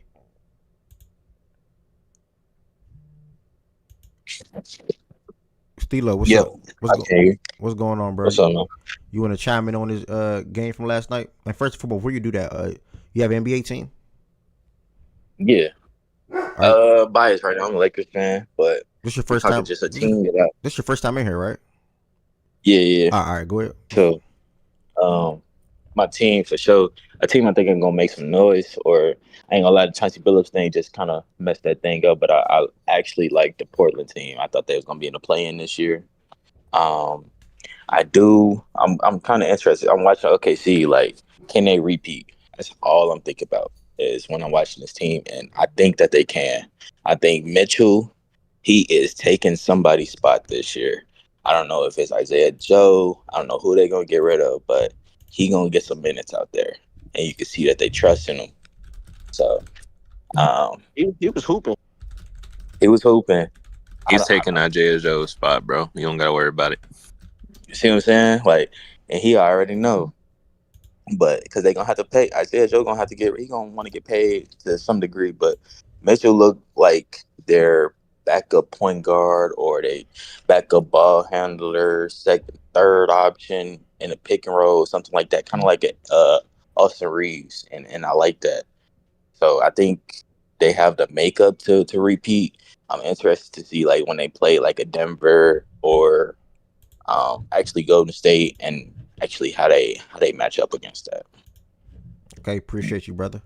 Established thoughts on your team's victory last night, brother. I mean, you said it all, bro. 2 double OT games. First 2 games of the season is nuts. I mean, there's really nothing much I can add. All I can add really is if AJ Mitchell, I didn't see this from AJ Mitchell last season, but if he keeps it up like this, we got something cooking down there. I'm also, is it just me, or have you been seeing Lou Dort put the ball on the floor more these past 2 games? No, have you seen that? Is that just me? Lou Dort took somebody off the dribble yesterday and blew by them and finished for a layup. I'm like, what the hell? And he did the same thing in game 1 too, though. So yeah, that's a good shout for sure. Good shout. So I mean, if he's added that to his game, to where he's not just a spot up shooter in the corner, I mean, that's pretty nuts. But I don't have anything much to add to the game. I mean, it was cool. Yeah, I'm tired of the double overtime games, but I don't know. Yeah, those 2 things have stuck out to me for the past 2 games. Lou Dort taking people off the dribble and AJ actually getting some real burn. Yeah, and in crunch time burn too, not just middle of the second, middle of the third stuff, but crunch time stuff. AJ stepped up big time, and like Stilo just said, it looked like you guys are obviously having the confidence in and him to be able to perform alongside whether it's SGA or units without SGA or lineups without SGA. And that was big because SJ he had 11 points in the second half and 5 in the first overtime. So basically 16 points in the second half, and they needed every single bit of it because someone else had to come and meet SGA with his performance that he was having from an offensive standpoint. So Aaron Wiggins and AJ both stepped up and did that. So we'll see what they're looking like when Topic, Isaiah, Kaysen, and Caruso was all healthy, because like Stilo was just saying, someone's not going to play or two. You can leave that first name out, bro. Huh? You can leave that first name out. Who was the first name I said? Topic. Topic. Oh. Topic. Yes, I don't know. We'll see, man. Either way, great win for OKC yesterday, moving on to 2-0 on the season. Anyone else up here want to share their thoughts on OKC versus Indiana last night? I just want to shout out the second round picks, man. I mean, the talent that they're able to produce. I mean, we know their first round credibility, but I mean, just the second round talent that OKC has drafted throughout the years, it is impressive that these guys are showing up. I mean, the Barnheiser guy they drafted in the second round this year, he had some solid minutes last night. AJ Mitchell was a second round talent last year. Aaron Wiggins, you know where he went to college. So he's already good, but he was a second round talent. So just the second round talent being able to produce for Oklahoma City year in, year out, their ability to repeat, I think, guys, Stezo said up here, it's almost destined to happen. This team is good. I like what they're producing first two games. Again, established, probably tired of the double OTs. I like it. It's showing good grit to start the season, and I think they got Atlanta up next. So I don't think we'll see a double OT there, but yeah, good team. They got a lot of depth on this team, and you said Top just coming back. Still got J-Dub waiting in the realm. So yeah, I mean, this team is really on the verge of a repeat, I think. So shout out OKC. We'll see it, brother. The crazy thing is, I was literally gonna say down the exact same thing as Ephraim just said. I mean, not all the schools and stuff like that, but I mean, I just think it's really crazy. I guess you call that crazy to see kind of the talent that OKC has at the back end of their roster, and I mean, they're deep. It's gonna be tough moving forward. That's a good mob, man. SGA, as long as he's SGA. It seems like, as long as he got a couple guys with him, he'll be able to do whatever. Chet really struggled last night. Like, SJ didn't have a second star last night in terms of, like, who was supposed to be, which is Chet Holmgren. He just, so the talent on the roster, at that back end kind of helped lead the team to the win. So shout out to him. Great words. Go ahead, Joe. You good? Great words as well, though.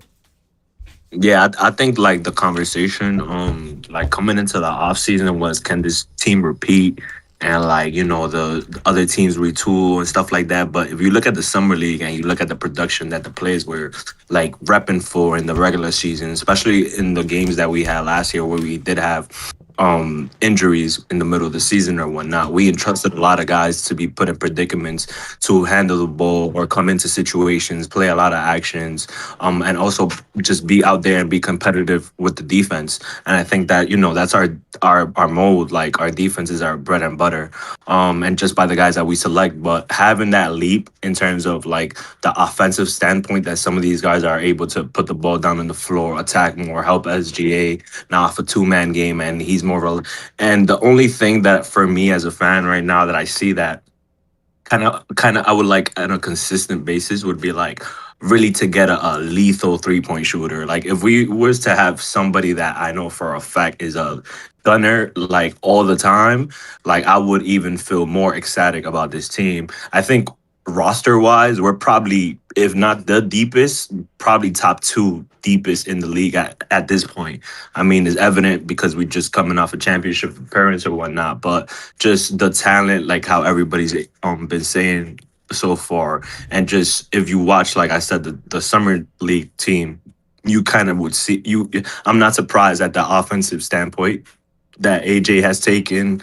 Obviously, Aaron Wiggins being Aaron Wiggins, we saw flashes in a lot of playoff moments, finals. Even he had a big game and stuff like that. But like two things, like for me, one thing I said was a 3-point shooter, like a crazy lethal 3-point shooter, and maybe also adding another body, and that's what kind of hurt about Saber being hurt, because I think he would have made this team look even crazier just on his defensive promises, even though he wasn't like an offensive threat in college or anything like that. But all he needs to is pick and pop, like in the terms of just running down and cutting and taking a couple mid-range shots. So I could envision just plugging him in next year and looking of what we might build around for the foreseeable future. Because if he was in the roster, like I'm saying right now, and being able to be one of those guys there, I think, yeah, by far we're the deepest team in the league. For sure, for sure. Yep. You about to say something, Steeler? And well said, Joe, too. Yeah, I was just thinking because I heard somebody say something about like them not having a legit second option last night, and I think that's kind of the makeup of the team. You don't know who the 2-3 people that's gonna give you 15 to 20 to help out Shea each night, and that's kind of a blessing and a curse with the team, right? So it makes it less pressure on the other guys because they could just go out and hoop, but we know only one guy gonna show up for real, for real. I think that was to you, Lo, if you got something to say back.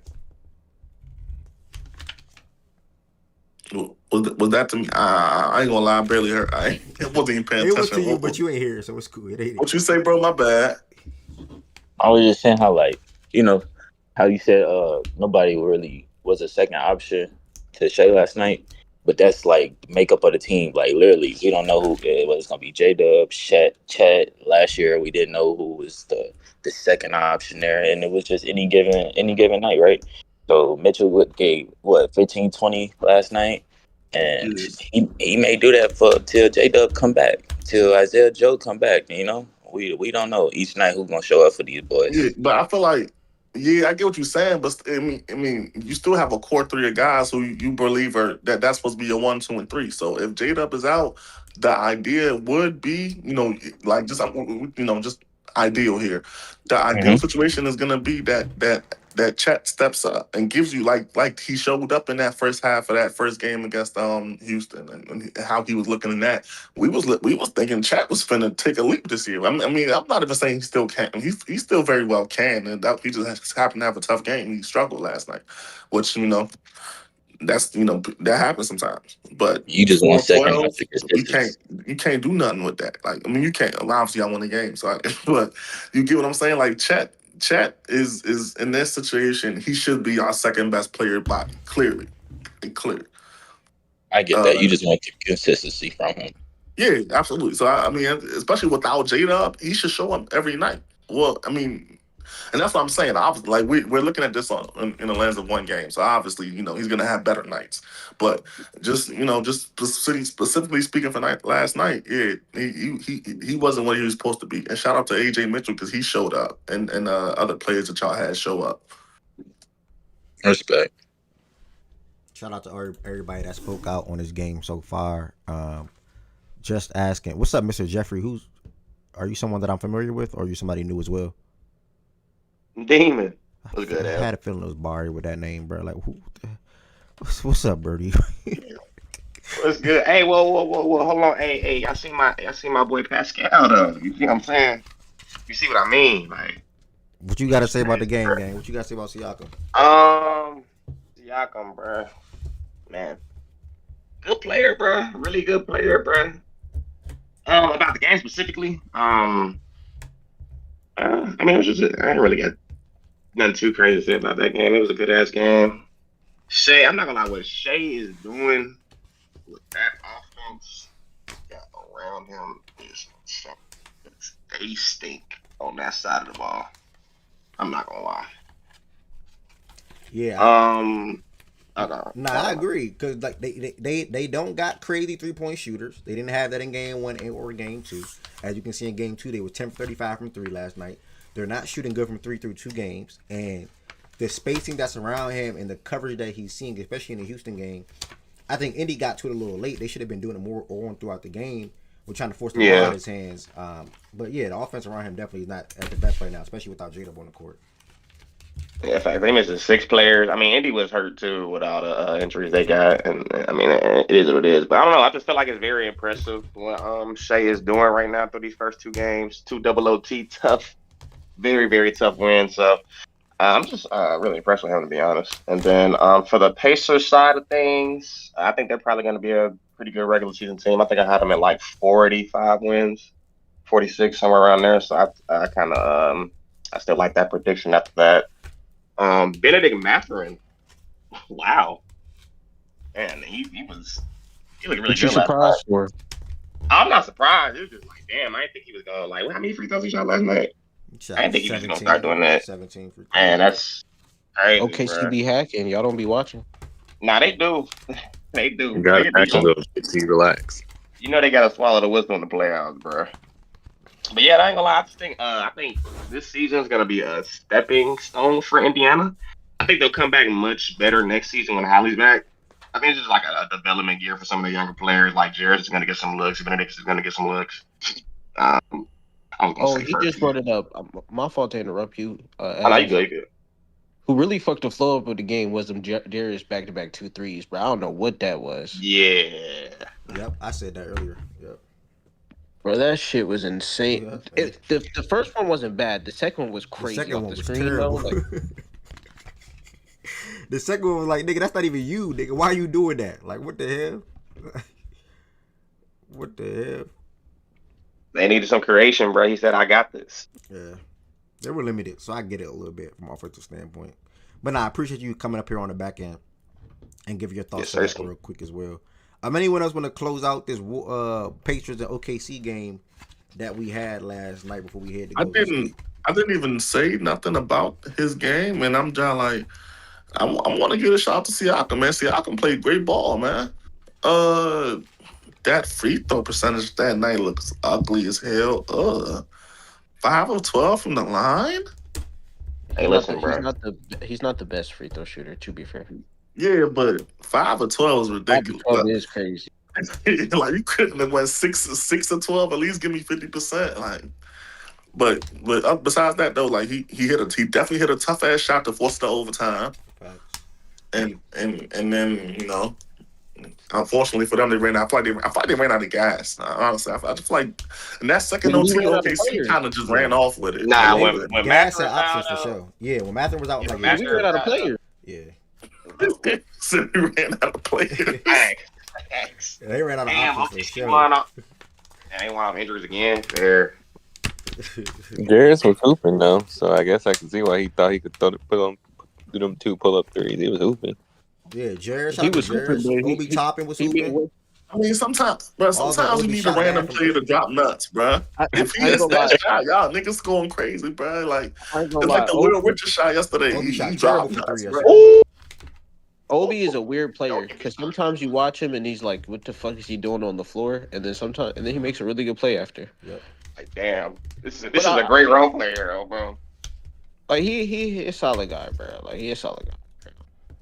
Ben Shepherd, the most weird player. I don't like him. He can't dribble the ball, which is funny to me. I ain't think you could do that in the league. Yeah, Ben Shepherd does definitely not put the ball on the floor. All right, that's that for game 1 of the doubleheader that we had last night. We're gonna head to game 2. I'm gonna allow Low to kick this one off, and myself and others will respond on the back end when it comes to talking about this. Why you try to act like I'm not a fan of the Warriors though? Because you were trying to bet against the Warriors, bro. I wish Swiper was here. I really kind of want to hear his opinion. How can I ask you to lead off a team you were trying to bet against yesterday? It doesn't even make sense. That's backwards. But yeah, I'm gonna head Low to kick this one off, and then myself and others will chime in and give our thoughts on this game from last night. He said fake fan, and then I definitely went. We having a crazy first week of this NBA season, man. I said it yesterday in playback, but even just in general, like the performances that we're getting yesterday, and look, it's like all these players are just waiting for the season to start. Like they all come in different. So many players are just coming different. A lot of the stars are performing. A lot of the stars are balling. I gotta think Trae Young even have a bounce back game today. I wonder if Ja keeps it up and have another good game against Miami today. And I'll say a little bit more of that later. We got Zion versus Wemby today. Damn. You finna fry them. Wemby finna fry. Ant versus Luca. Like it's looking pretty tough today. That's the game I'm looking for. Ant versus Luca. Wemby about to Oh do to Derek my, Queen. coming back from the Good God. playoffs. Give me that, yo. We 40, bro. We not worried about him, bro. Yeah, we got Wemby something. 50 bomb. We got some That film Atlanta today. whole time. That Orlando should be a good ass matchup. And Boy. if you like ball, Milwaukee and Toronto might be a good ass matchup too. Because that Toronto look like they could be a good team right now. I might have called that wrong. One game in anyway. I think I said low to that point. I think I said Toronto would be top 8 in the East. They got a lot of flexibility when it comes to lineups, like a lot of versatility. They got a lot of long wingspan guys that can defend. Not great defenders, but can defend. Yeah, slick as hell. He gonna say can Ja keep it up? I'm just people. They play Miami tonight, nigga. Nah, but I say that because he opened the season off with 35. Oh, I was just speaking from a host standpoint, bro. If he ball out and they lose, he ball out and they lose. You know what I'm saying? If we lose, we lose. Like it is what it is. I'm waiting for Tyler Herro to get back on the court. Might be the best season to hit on bets. Now that the fans are on those lays from. Y'all are funny, dog. All right, Lo, what you got to say about last night's game where your Warriors got what? Your Warriors was betting on Terry Rozier. The Warriors got to win 137-31 in overtime. This was really a good game, man. Start to finish, honestly. At the start, Denver kind of pulled off a little bit, pulled away. Man, this nigga Aaron Gordon, dog. I'm gonna keep it a beam, bro. The Aaron Gordon shit was insane, bro. Like I'm talking about from opening tip, bro. Everything green bean, bro. Like that shit was like, was some of them shots open? Yes. But some of them shots, he was just eyeballing niggas, bro. Or he's just walking into it in transition, butterbean, pull up, cash, like, and you can't do nothing about that. I'm keeping it a bean. He had a hell of a day. Still sent him home though, so shit don't matter. But what's it called? In the first half, Jimmy was playing well. Jimmy played really well in the first half. Who else was playing well? GP2. I don't even think he scored. Maybe he had 2 points. But he was playing some good defense. This Warriors unit, man, this is a really good unit, especially that starting five. Even maybe you could go 6 too, but that it's just I think what's Al Horford adds an extra element. Now we're able to just switch damn near everything. Damn near. I mean, obviously you still don't want Steph on like a center or anything, but even when he finds themselves in those situations, it was a something I really liked that I saw last night. Right, so it was a pick and roll. They tried to get Steph on the center. Steph got switched on to Jokic or whoever it was. Maybe it wasn't Jokic. I don't know. It was a big man though. Steph got switched on to the big, and by the time they even made the chance that they even got the chance to pass the ball, Kaminga had already came from that corner and had switched off with Steph to get him off of that big. And by the time they made the pass, they already blew up. Kaminga was able to blow up the action. So stuff like that, even seeing stuff like that is promising. Because one, I want to give a shout out to Jonathan Kaminga. He's improved from what I've seen so far. From whatever he worked on in the off season, has been working. His jump shot, his shot looks better. He's making it a higher clip. Obviously, short sample, small sample size, but we're talking about what's happening this season so far. So he's and something even better than the shot falling to me. It looks like he's making plays, he's making reads on an IQ level that he didn't have before. Like everything isn't just put my head down, run at the rim now. Now he's making those extra passes to Horford or to Kaminga, or to Jimmy or Steph. That just he's making winning plays. Let me put it like that. And I want to just shout out, so sort of speaking to the importance. Like now, it's like I heard over the summer, like Jimmy kind of took him under his wing. Like Jimmy keeps Kaminga by him all times at this point right now. Right, that's what they said.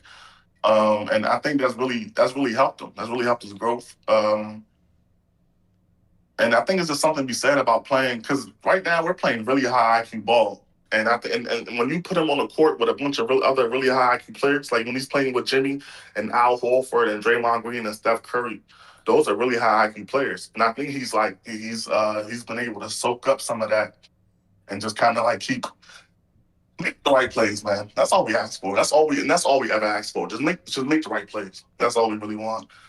Steph in the second half, bananas. Goes nuclear. I think he in the third quarter he had 16. I think in the fourth quarter he had like 15. Like he just he really turned it up in the second half. He came. I know after he only had like 5 points in the first half, I believe.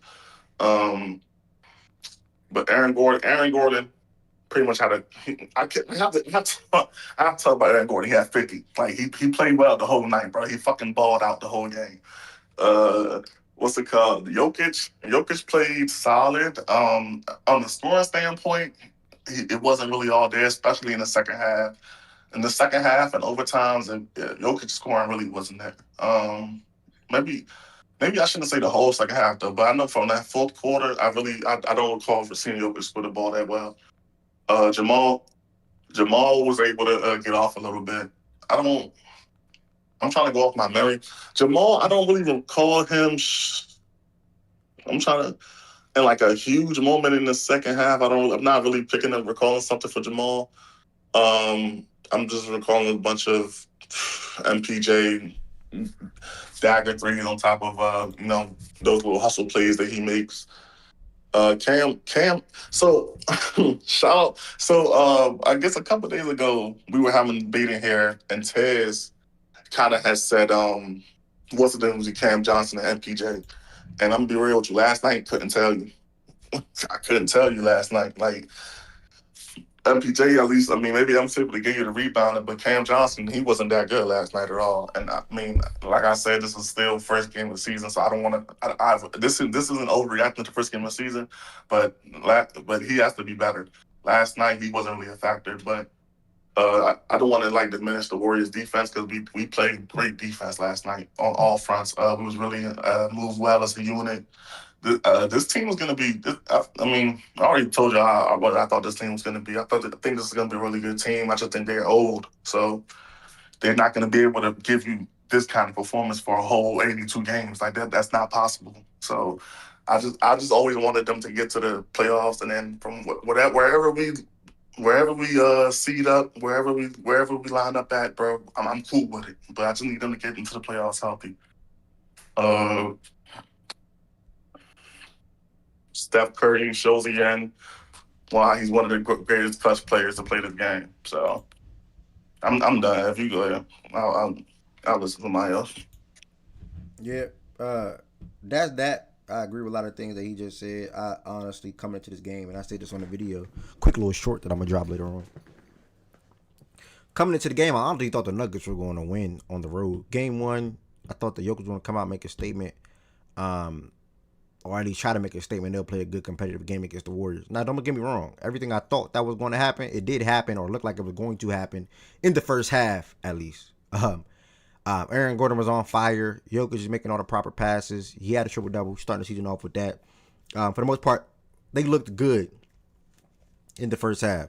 Something just clicked for the Warriors, offensively and defensively, in the second half. The Warriors have been having the same offensive system, the motion type offense, since we've been watching them ascend to who they are now, and that was 10 plus years ago, like 11, 12 years ago.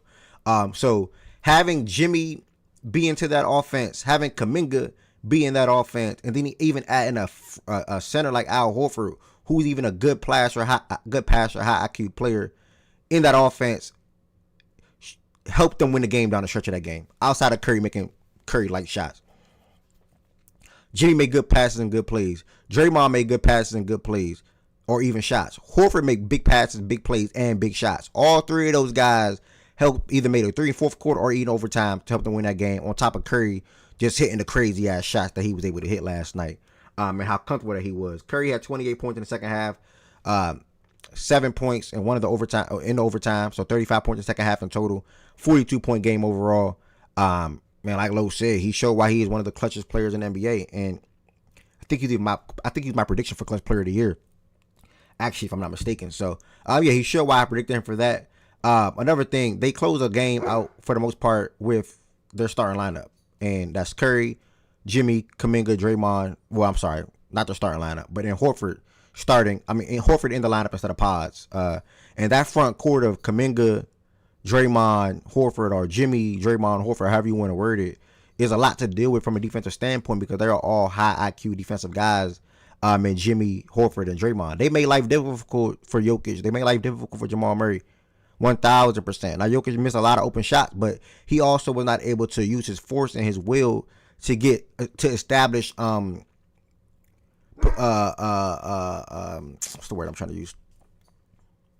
To establish himself. position. Yeah, establish himself to establish position closer to the basket because he didn't want to back down Horford for real. He didn't want to back down Horford.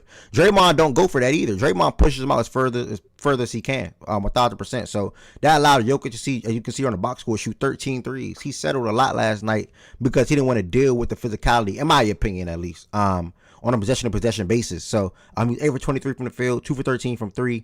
He did have a triple double, but like I said, he just missed too many shots down the stretch. Jamal Murray had 25 points and 10 assists as well. He was solid, but he could have even been a little better down the stretch. And I think a lot of the offense really just came down to Aaron Gordon just having an insane game. He had 50 points. He now had the most efficient 50-point game in NBA history. 17 for 21 from the field, 10 for 11 from the three-point line, 6 for 6 from the free throw line. He balled out last night. So shout out to the Warriors for getting that comeback victory and pretty much flipping the whole entire game in the second half and overtime. As far as the Nuggets bench, Bruce Brown, Tim, and Jonas in their first game, I mean, it's cool, but I don't know, man. The Nuggets still look like the Nuggets from last year, which is still a damn good team, but that just means that everybody that's below OKC is all still in the same ballpark, which I truly believe in. And any of those teams can beat anybody to beat each other in a potential playoff series. So we'll see how things go. But all in all, I was impressed by the Warriors came out of this game with the victory, and I'm definitely looking forward to how their front court with Draymond, Jimmy, and Horford, or even Kuminga, however y'all want to word it, will continue to close out games together because, like I said, 4 out of those players at least have tremendous high IQ offensively and defensively. And then whatever you get out of Kuminga is what you get out of Kuminga. And I heard Lowe and T say yesterday that, or Jordan Wilson, his playmaking took a leap. So that was some of the things that was on display last night as well. So all in all, great win for the Warriors. Jimmy hit the big 3 to pretty much make it a 6-point game, and the game was over with. They surprised, but not surprised me, but I did not think they was going to win this game, and it's good to see them start off the season 2-0. With that being said, I'm going to pass it to anyone else potentially that may want to chime in on this Warriors and Nuggets game last night. Also coming up, y'all do not forget, after we look at the game from today, I am also going to head to playback for the new Music Fridays. We're going to be featuring Dave's album, playing that from start to finish and rating it in playback. And it did not be that. Damn, the NFL find the Giants for that Jackson Dart thing. What's up? Anybody else want to chime in on this Warriors and Nuggets game from last night? Yeah, I'll go ahead real quick. To the game, I thought the Warriors actually started off a little bit better. I know a lot of y'all were like didn't have 2 screens up. I think the Warriors started out with like 10-0, and it was like a couple quick early buckets for Jimmy as well. To the start of that game. Then I ain't gonna lie. Then that Aaron Gordon little run of not missing the 3 thing just kind of happened. They were sending doubles and they kind of were just playing 2-man game. To be fair though, in the game, I think a good player, just a good player's will. The kid was on Florida right last year in the NCAA. I meant to shout out him too. Damn. He was a phenomenal player to me. Like just doing right fundamental stuff defensively and just knowing when to cut, knowing when to take a 3, even though he didn't make it one. I thought all the looks were good. They were in the flow of the offense. He played good defense. I thought he's a solid role player guy. To me, it just adds an addition to this matchup because I seen a little graphic. They were 1-9 since like 2023 or 2022, since hitting the Nuggets before in the regular season. So I think Al just adds another dimension for them to guard Jokic from a certain standpoint, and I think the physicality did affect him. Yep. I'm just going to agree with you there. But overall, good game. Warriors are a good team. Yep, 1,000%. Anyone else want to chime in and add anything else on that game last night? Hold on, give me 1 second. Nigga left him. Oh, okay. What am I saying? Hey, man, Steph, bro. Shit is crazy, bro. He's 38. Well, not 38, not yet, but 37. He's still doing this shit, bro. But as far as the Warriors, I thought they were gonna be a really good team coming into the season. I feel like they will have like a hot start. I feel like kind of like last season, but I don't think it'll tail off like it did last year because our team was much worse, and it kind of changed after the Melton injury. I think this team is much deeper than they were last year, much faster, much more athletic, much more versatile. So as far as in comparison to last season, I think this team is just much better. Um, the Horford addition, it really stood out last night. We actually had a a center that can kind of operate in the confines of our offense, as far as like being a dribble handoff player who's swinging the ball around, like within the flow of the offense, being able to hit spot up threes, being good at boxing out, and just playing, just blending in with the rest of the team. Another guy that complements Draymond and Jimmy and Steph, four of the highest IQ players in the league that we have there. So I'm just pretty happy about what we have going there. As far as the game though, first half we gave up a lot of pain points, and Aaron Gordon was just going crazy. And Jokic, he was playing pretty decent in the first half, but I think the Warriors' game plan was pretty much anybody but Jokic beats us.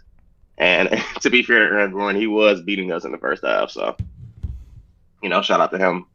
But in the second half, he wasn't as effective. It kind of slowed down, and as his scoring output started to slow down, so did the Nuggets offense, and it allowed the Warriors to kind of go on a run in the third quarter and going into the fourth. So I think our defense in the second half was much better. And when you just have a guy like Steph, man, he could just carry you to those kind of wins at the end. When you have Jokic on the court and you lead the game, and they say Steph is the best player on the court, it's just something special to have, bro. So it was just an overall great win for the Warriors. I don't really care about this team being like a top 3-4 seed. I'm okay with 6, just based on how our team is constructed. Yeah. Oh yeah, and Kuminga. Heard a lot of people say a lot of things on this stage specifically about Kuminga. It's just funny what time can do for a young player if you allow that to him. And that's the only statement I'm gonna make about that right now. But other than that, man, good win. All right, good words on Kuminga. You feel like Jokic was selling the fourth black, okay? Speak on Cam Johnson. Yeah, Cam Johnson shot bad. Tony, I didn't think he was gonna shoot that. Yeah, I say he had a bad game, but what the fuck? We gonna act like MPJ isn't very capable of doing this exact same game? Yeah, I'm about to say MPJ was doing that the whole playoff. Like what the fuck? What was Cam Johnson's stat? Let me see. 1 of 6 from 3. He was bad. I seen that out of MPJ, bro. All his misses was back iron too. Yeah. Like he just had a tough night, bro. You feel me? At least wait to see what else he gonna do. It's cool, bro. Everybody just stay there. That's simple. Just stay there. It's only game one. Niggas ain't even on one. Niggas ain't even on no side. Nigga, it was one game. What side we on? Who picked the side? Hey, brother. Just stay there. Yeah, I hope y'all keep that. It's only one game energy. I hope y'all keep that for everybody. That's all I'm saying. Don't use it when it's convenient. Here you go. Wait, who if you like right? I know. I'm just saying. Just keep that same energy. It's just one game. I just want y'all to keep that same energy. But I just came that's up a new here. player on a new team, though.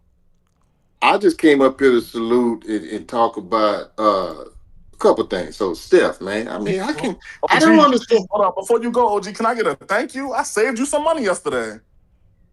No. I wasn't. I wasn't even calling you out on that bet. I was calling the nigga out that had the birthday the other day. That's why, because he always trying to steal something. That's who I was talking to. So I wasn't even looking for you. Yeah, I was. I thought you was trying to bet with the Nuggets. I was like, that's why I said, OG, that's why I was like, I didn't even know you were trying to bet with the Warriors. I would have took it, but okay. I mean, I'm glad I didn't understand that because I thought you were trying to bet low because low responded to you. I thought he was trying to bet with the Nuggets too. All the shots I was taking was at you, nigga. My fault, then. Yeah, but no, man, I just don't understand how niggas can hate on Steph, man. For real, all that I don't like him. Man, that nigga is good. That nigga is clutch. The nigga always comes through. I mean, I'm sitting there watching that game last night, man. That nigga, man, I just don't understand it. I don't get the hate around Steph, but whatever. But I Oh, wanted he to like start. one of the best players ever, didn't he? I don't even know which team you follow these days, but Nah. uh, my nigga Kaminga though, man. I My nigga was on Kaminga. Kaminga. I'm just My saying nigga that, Kaminga. bro. I don't look. I don't do. Oh, Bro, can I finish? I don't do all of oh, he's let that my man guy talk, type bro. shit. I'm tripping. I'm I tripping. I'm don't do tripping. the I'm whole tripping. my guy type shit. He can be your guy, okay? Yeah, you called him out first. Okay. My point is, I was heavy on him last year too, just about the bad basketball. I thought he had bad IQ. I thought he took bad shots. It seemed like he really bought in. He betting on himself and he's buying into playing good basketball, man. I saw a lot of things he was doing last year. He would have just took a bad shot. You know what I mean? He was just a yeah, fuck all that, and not play so much into the system. Last night I saw him pass up early shots, move the ball around, and the ball would eventually come back and find him. So for me, man, if when a kid bets on himself like that and he don't overexpose himself in a way that he start exposing his faults, and I think that's what he's kind of bought into, and the system kind of cultivates that. Like, I'm not going to expose what you can't do. How he's playing right now, man, I'm happy for the kid, man. And I love to see when they bet on themselves like that, but they just don't start trying to go out and start, well, let me go put up and let me show you what I can. No, he buying into the system and it's exposing his strong suits. So I'm happy for the kid, man. I'm real happy for the kid. I like the way he looked last night, and I like the way he looked in that first game too. So shout out to Kaminga, man. Shout out to Kaminga, but shout out to Steph, man. Steph, yeah, the nigga's just he good, man. I know you niggas need to put some of y'all pride aside and just get a nigga his due. I know he done scorched your team. He done scorched my team. Nigga, he done hurt my feelings. But all due respect, the nigga's solid, man, and I'm gonna continue to give him the shit. And I love to watch that team play basketball, man. The ball movement, player movement, that's basketball. I love to see it. But good stuff. Yep. And now you can have your nigga back. Whatever. I Appreciate you, forgot my the boy. nigga name. Yeah. Appreciate you, my boy. Appreciate you, Susky. Will Nah, said. nigga said you can have your nigga back is crazy. Will said on the Warriors and Kaminga in the offense and the system. OG, I enjoy watching Warriors, but I tell people this all the time. I wasn't mad KD was there. Nigga, I was happy as hell. That was beautiful basketball. And still to this day, they still run the same exact system. Literally, still the same offense. Don't nothing change about the Warriors, and that's why Jimmy and Kaminga would be able to be so effective, and even Al Horford.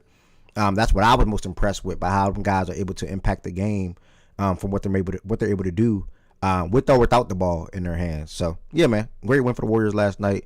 Did anyone else up here want to chime in on the game? And let me run to my front door real quick. But anyone else want to chime in on the game before I make that quick run and take Milo out? Yeah, the Warriors are lucky. Well, we're lucky enough to never have seen a big like Al Hofford play in the Warrior system. Like without a doubt, if Al Hofford was like 6 years younger, oh my god, this team would be fucking crazy, bro. Like the basketball knowledge and the way that that man has been able to change his game from being able to go down low to play up top. It's insane that he has all these years in the league and he's been able to just seamlessly age his game fine wine. The Warriors look good. I think everybody in the West this year may flirt around with that 50 win. I mean, we're getting some high level basketball and teams are like playing. There's looking like teams that we were coming into the season potentially thinking that they might not make some noise, but there's a lot of teams that sneaky in the West that could make that playing spot or playing game a challenge and make it close enough going on to the end of the season. Yeah, I think it's gonna be a very competitive season. I think whoever faces the Warriors or Denver obviously is gonna be a tough out in the playoffs. And health is a big concern going down the line. But the Warriors also look scary in the sense of like you got the veteran with the young guys that are coming in and fusing in and making the right plays, coming in with energy. And then like you guys come in for the Warriors that are hurt, like Steph's brother, he hasn't played yet. I know he's hurt.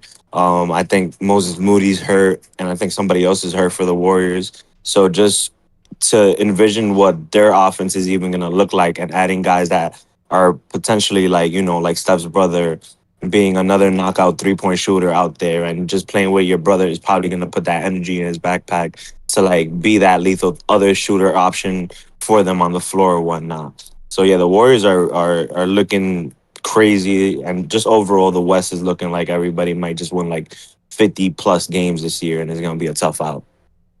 I thought they cut Seth. They Might not did. be. I ain't want to do that, but they did. They cut Seth. Yeah, they cut him and they're They gonna said bring they're him gonna back pick him and back everything up before. possibly Yeah. later down the line, but they waived him. No, but your points are solid around Moody, and I think the other one is DeAnthony Melton. I think he's sitting Yeah, over there too. Melton, So Moody and Melton. yeah, Yeah, but I thought they said that they was gonna bring him back. That's why I was talking about him like that. Cause I seen a report Talking about like the what? brother, right? Yeah, I'm talking about like I thought Seth was like they Yeah, was they gonna gonna bring work. him. They said they gonna bring him back possibly later down the line, but they waived him from that. Like he's not on the team type shit right now. It's a money thing. They gotta clear some money up and then they'll bring him back. But I feel that's nice and all. Like that's nice and all for the Warriors. The Warriors are going to be the Warriors. I feel your point on Al Horford though. I'm right there with you. If he had been there for an extended period, that's like a perfect fit, bro. For real, like that. I know he old now, can't really do what he used to do. But if they'd have got him 5 or 6 years ago, yeah, that would have been scary. And we The just gotta Warriors have keep never him. had a true five to work to the strengths of their offense, like a passing big IQ or like a knockdown 3-point shooter that's able to like help come and like put the ball down like with Steph and Draymond. Like if they ever had in there, that's why they drafted this kid so high because they thought he was gonna be something, but he ended up being shit, and that just they should have drafted LaMelo, point blank. No. Oh, that's one. Yeah, I don't know. I was never on. As good as a player as Melo was, I knew we were never gonna draft him. LaMelo and And I Steph didn't would even never want us to work. draft him. Why would I I don't want think us to they. draft Melo Yeah, just to you put him don't. on the bench? Yeah, and you don't. And Melo is the kind of guy that, to me, like I said before, if you're gonna get Melo, he gonna have to be the kind of dude you're gonna have to get the keys to and say, all right, we're gonna build around you. We're gonna play. Bro, And LaMelo. Sorry to cut you I'm off, not saying OG, he but can't conform into it, but but the I thing just is, think like, think about the structure that he would have gone to. He would have gone to a championship culpable atmosphere. Like, what the fuck is the Hornets? First of all, that second of don't all, mean he can nothing. play off I the mean ball. that does mean something. By the way, that does That mean something. highly does a lot into like your development as a player. Situation where you're drafted, yeah, veteran leadership, that all plays into a factor. And a guy But like other LaMelo LaMelo in that the can what? play off the ball, and complement Steph's game, and also become a passer when he needs to. Like it would have been beautiful to see him in that system per se. But obviously, that's a dream in a pocket that Steph never don't want to happened. play with a LaMelo type of player. What are But you I mean, talking about? isn't he best suited with the ball in his hands? Like, don't you get the Yes, best out of he's Melo if he not has the playing off ball in his ball to hands? LaMelo nobody. can play off the ball. He's comfortable. He's That's not the very point. comfortable playing off the ball, bro. The He's point very ain't comfortable. the point ain't if he can play off the ball. The point is how do you maximize his talents? You maximize his talents by having him with the ball.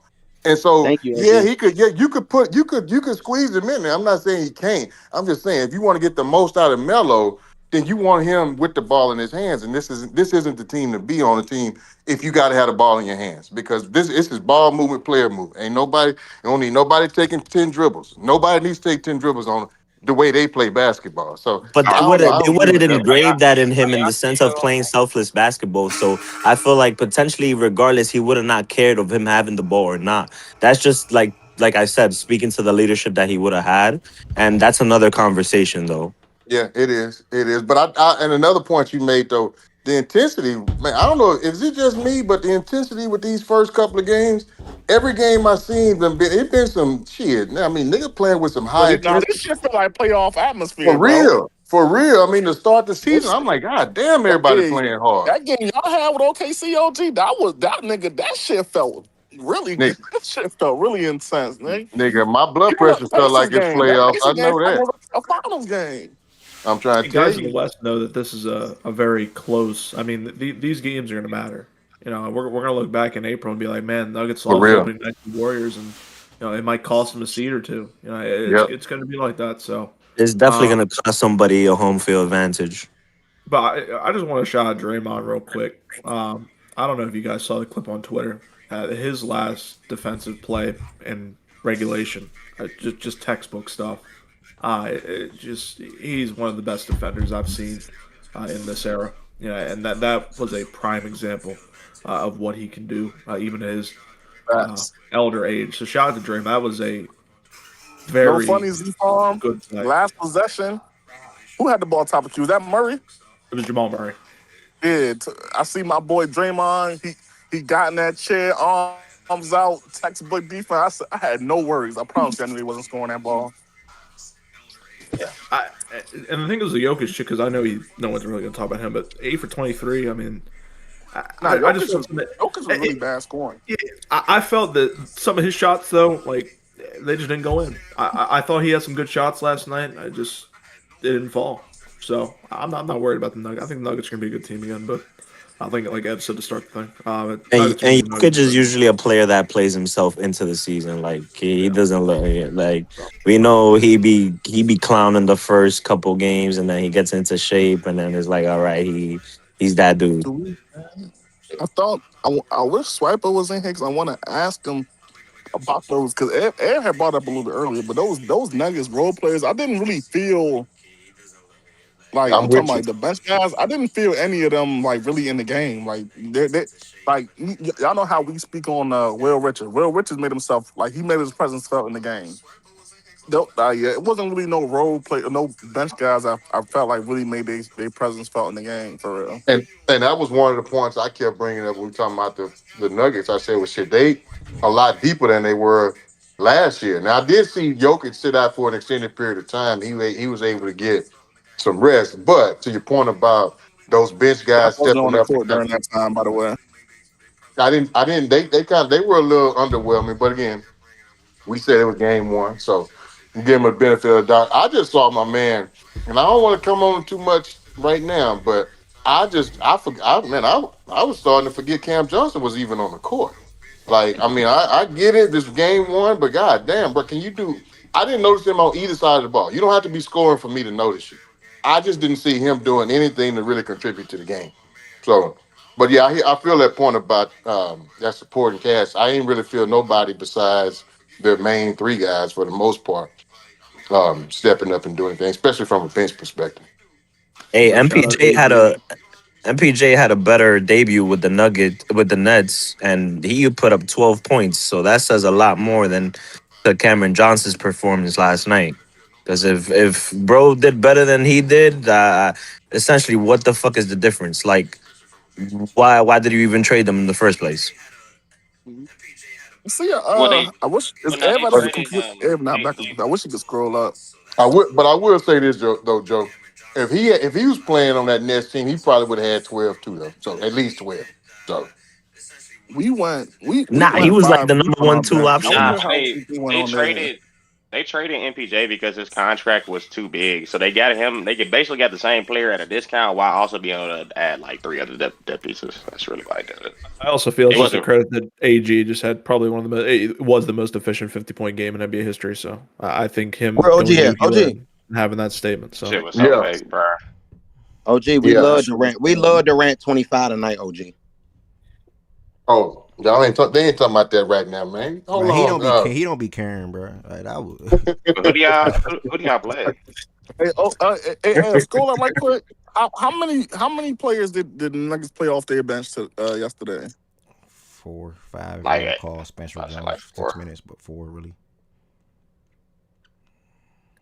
They went 4 deep. Okay, but I mean, because I was just telling OG, you had mentioned it earlier about their bench players not really. I said, yeah, like I didn't really feel any of their presence in the game. Yeah, I was listening to y'all when I was away. I had my phone. Yeah, I heard that was a good point, especially with the Will Richard. You felt his impact a little bit. GP, whoever else, so I agree with that point 1,000%. Horford and Buddy, even them both of them guys coming off the bench here knocking down 5 field goals, especially Buddy hitting a big 3, although he shot terrible from 3 overall in the game, but yeah, he hit a big 3 late in that second half as well. So yeah, I think that was a good point. I'm definitely curious to hear what Spiper will have to say. Obviously we'll hear from him later on in playback or something like that. And to Joe, I just heard you on my phone too. The Cameron Johnson trade was simple put. They moved MPJ because he's making too much money. You get a guy back like Cameron Johnson who can still space the floor and shoot the ball well for you all, and then be able to bring guys in like Bruce Brown, Valanciunas, and then also even have the flexibility to get Tim Hardaway Jr. on a vet min. So trading MPJ just opened avenues for them to have more cap flexibility, to be honest. That's all that was. I get the money thing, but I mean, call me crazy, bro, but I think MPJ still has a slightly better ceiling than Cameron Johnson has already. Well, I think Yo, and then you said another thing. about where MPJ had a better game last night or the first game. You're going to see MPJ have a lot of better games than Cameron Johnson with the role that they're in on their respective teams. One is on the Brooklyn Nets, one is on the Denver Nuggets. One has to play within a system. One doesn't really have to play in a actual system. One is the first two scoring options. One is the option 4 or 5. So you're going to see a lot of games like that where MPJ is outscoring or outproducing Cameron Johnson. And then you can't say you get what I'm saying and then still ignore the facts. If they have MPJ on his roster, they don't have Bruce Brown back. If they have MPJ on his roster, they probably don't have Valanciunas. I think that matters more for them from a depth standpoint in comparison to what they were dealing with last year with Julian Schroeder, Russell Westbrook, and Jalen Pickett. Now you're playing guys like Bruce Brown, Tim Hardaway Jr., and Jonas Valanciunas, who's all not significantly, but they're all an upgrade over the guy that was playing last year off the bench. So that's why they did the MPJ trade, more importantly. And to be fair, right, even though what I just said about the bench guys not really feeling their presence, right, they did, in those minutes that Curry was sitting, they did win those minutes. Now, maybe that's because of MPJ or whatever. You could call that cool, but cool. It was a bench lineup with mostly MPJ. Maybe Murray was on the court, and it was bench guys. So, and they won those non-Curry minutes. Because Curry, I think he tied the game, or we went up one or some shit. They sat him. He came back. We was down 9 and 10. So they did their job. If that's what you want to call it. Like, I mean, they wouldn't have been able to do all that without trading MPJ. Yep. You were saying. Now, I understand. I understand the money thing 100%. But okay, if we look at Cameron Johnson's season last year with the year and a half or so with the Nets, he's been like a 20 points per game scorer, right? That's or whatever bad. the case may No be, way in hell something along those no way lines. he was 20. Let me check. Yeah, he was like 17 or 20 points. Yeah, when he was in the Nets, Wait, how Cameron you Johnson. can't jump from Yeah, 17 ain't 20. he did 19 the last year, and the year before that he did 13. But okay, I mean, where you going? Let me see where you're going with that. Okay, 19. Okay. You can call that 20. 19 last year. My fault. I was off. Cool. Nah, that's cool. But all right, 19 last year, whatever. Right. I'm envisioning he's coming into this offense, giving me 15 points. I mean, Michael Porter Jr. at least gave me 14, 15 points. And if he's not gonna be consistent, regardless of the role that he's playing, you're brought in to be a 3-and-D guy, like to score 15 points. No matter what your role is, you're a scorer, right?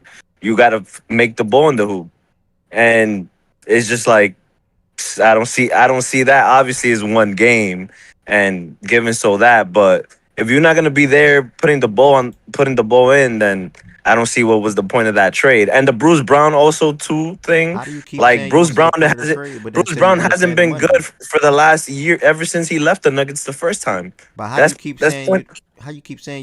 you don't see the point of the trade, but then you will say that you get the point of the trade? Because to me, Michael Porter Jr. is a better player than Cameron Johnson.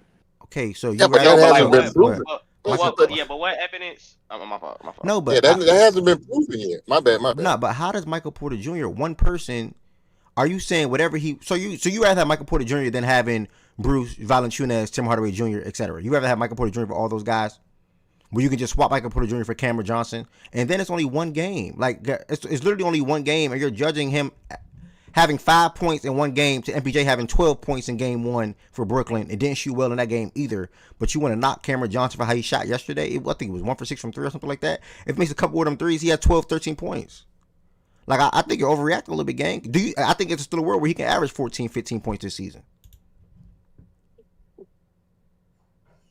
Definitely is. And I said this as well. Aaron Gordon had 50 points. You know, that was the most efficient 50-point game in NBA history. Obviously, if they get smoother down the road, we'll probably see 15 points a game from Cam Johnson. You know, Aaron Gordon's not going to drop 50 every game. He's not going to be a 40, 30-point guy. He's going to be 20, 10s. So Cam's going to get his time.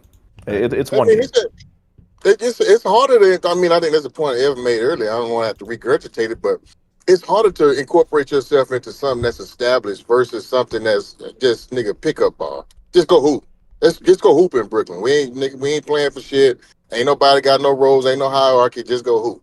Versus, hey, let me see where I fit into this shit, and that's what he's doing. So I thought last night was kind of shitty, but I ain't in no stretch of imagination trying to say, well, yeah, see, I told you. I think we still got to get that some time because it's harder to acclimate yourself to a good team that's been winning. Nigga, yeah, that's gonna take a minute. But the good news about that is that they top heavy enough to be able to carry him while he figure that out, while the team figures that out, and while he figures that out. So we got a long way to go before we start writing that trade off like that. I will say one thing though, towards the game that I forgot about. Them niggas on the Nuggets shot 50, 40, 90 as a team, bro. And we I looked still got it out the mud. like that's crazy, bro. How common even is that for a team to shoot 50, 40, 90? I don't know. To be honest, I can't answer that question off the top. But I wasn't amazing shooting performance by them. Obviously, MBJ had a lot to do with that. Missing 1 3 and missing 4 shots from the field. So, yeah, man. All in all, it was a good game last night. I think a lot of us up here said a lot of good things about it. Did anyone else want to add anything else to tonight's game before we get to BJ's favorite part? We're speaking on some of these games from today, and maybe some gambling things as well. Good server mute, whoever Z Farm. Good shit, Z Farm. Yo, Byron, you gotta go on mute real quick, Byron. You gotta go on mute. If you can hear Byron, me. you there? If you can hear me. All right, I'm gonna server mute him back. Just wanted to tell him that real quick. When you serve me somebody, they can still hear you, right? Yeah. All right, bet. Yes. All right, so that's that for that game. Great doubleheader last night. We get to the games that we have today, which looks like 3, 6, 9, 12 games on this lovely Friday. We're starting off with the Bucks versus Toronto Raptors. This is actually gonna be a good game. I think it is too. Fact and Stats said the Warriors will not be good. I don't think that comment is true. Fact and Stats said the Warriors will not be a top 5 seed. Yeah, I believe that. Fact and Stats also has the Warriors making the playoffs. Whoever that was has made that comment on Twitter. Are you talking about you, or is he talking about the people that come on panel on stage? I think he's calling. I think he's calling me. The Warriors aren't making the playoffs. I think he's calling me Fact and Stats. Like he's saying like Fact and Stats. That person be referencing me like that. I think he's talking about me. So I wanted to clear that up for him. Unless, are you talking about the community or are you talking about me? That's a good clear up. Brady said he got Toronto. Yeah, this is actually going to be a really good game, to be honest. I'm actually going to go with Toronto. I'm going to go with Toronto winning my damn self, too, to be honest. This is an early start time, 6:30. We don't see too many games starting at 6:30, personally, for us. But I hope their roster is able to come together as good as I want it to be able to come to. Quickly, RJ, Ingram, Scotty, Jakob. I hope all those guys are able to be healthy this season and having guys like Grady come off the bench and be able to perform. I think they're just going to have too many options and a lot of different bodies. Obviously, they can throw at Giannis, and I don't think the Bucks probably going to have enough scoring options to be able to go into Toronto and get this victory. And plus, the Raptors do pretty well when it comes to defending Giannis because they always throw multiple bodies at Giannis. So. If that's not the same thing tonight, then obviously the game can be close and Giannis can probably lead them to a victory. But for me personally right now, I'm going to go with the Raptors getting this win tonight. Anybody else want to add anything to this game while we're going down the slate? And I'm going to just ask you if y'all want anything, just feel free to add. KPJ is out for this game, so. KPJ. Yeah, that's tough. I ain't gonna lie. I don't know. I said I'm going Milwaukee, but I might switch to Toronto. That's just a lot. That's a lot of body. It's like AFC. That's a lot of body to throw at Giannis, and that team isn't that damn good. Like that team is really just Giannis reliant. They have a couple good pieces on there. Without KBJ, they're missing a scorer. I really don't know who's filling that role. He got his brothers with him. OG. So he got his brothers with him. The first his brothers game, stand and clap loud enough for him to hear. Yeah, the first game, no one scored over 15 points over 20 points besides Giannis. That the second highest scorer was Gary Trent with 17. I was gonna bring up just one thing about this matchup. Good stats, they do have the bodies, Ev, and then to me it'd just be interesting to see how the depth plays out. Because sometimes for Toronto, you do see those games where like, yeah, we're playing good defense, but the scoring isn't necessarily there out of the other guys. So it'd be interesting to me to see if BI can get off, what truly they do for Giannis, and if Giannis is being Giannis, what shots are open for the other guys, because he's going to generate a certain amount of looks just from a certain standpoint. I think that game will be close. I think I'll lean Milwaukee if Giannis plays. Okay.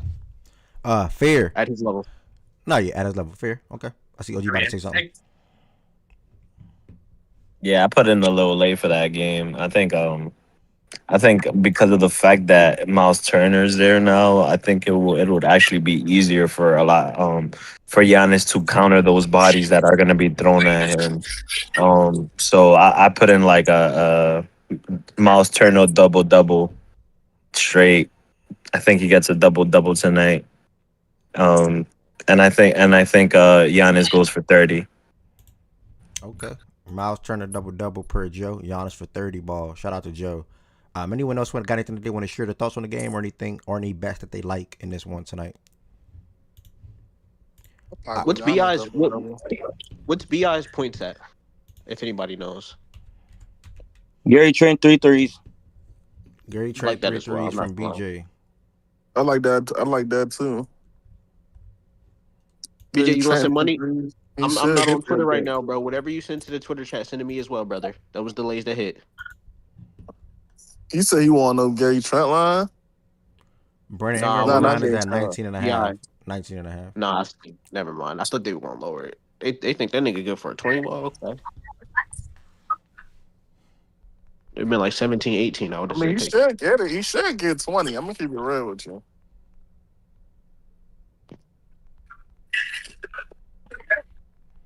All right. I caught a Trey Young line at 10 earlier.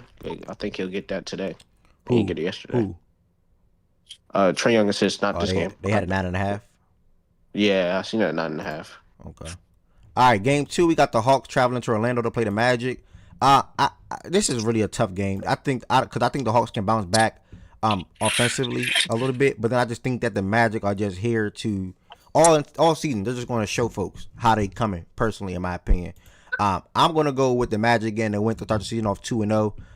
They have 2 back-to-back home games. They got the Atlanta Hawks coming into town this time. Devin Bain looked good in game 1. Franz looked good in game 1. Paulo, all them guys coming and clicking together, eating Jalen Suggs in his minutes. So I'm gonna go with the Magic starting season off 2-0. CJ said bet Bain threes. Let's look at Bain threes. He said he called Bain threes just 2.5. Saying bet take 2.5 for Bain. Okay. BJ said Gary Trent. Look at Gary. He said Gary Trent 3 threes. Let me pull that. Let me look at that too. What's Big O points? Big O points. Hold on. Let me throw what BJ and CJ said into this docket right here. Trent 3 threes. That's cap. Dream Shake.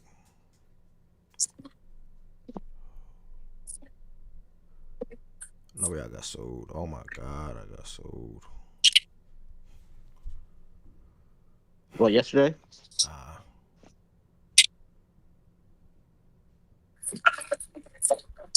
Jokic really showed my lay yesterday, bro. That shit was sickening. 25 points. All right. Anybody got any thoughts on their Magic and Hawks game? We're gonna quickly get through this real quick. Okay. Bro, you coming up to say something about the Hawks? Or are you good? I only came to say like 1, 2 quick things. I'm looking to see how our defense also looks in this game.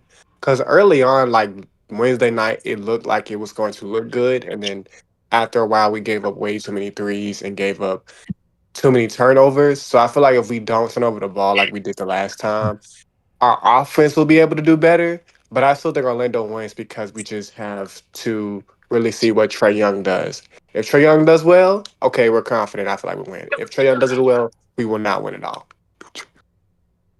Yo, Bray, how y'all offense look like? I hadn't watched no highlights or I ain't get to see like how Atlanta played their first game. So like asking you like, as an Atlanta fan, like how's the offense looking like for y'all? The first half, it looked like it was just still, the first game, you're going to have those mistakes.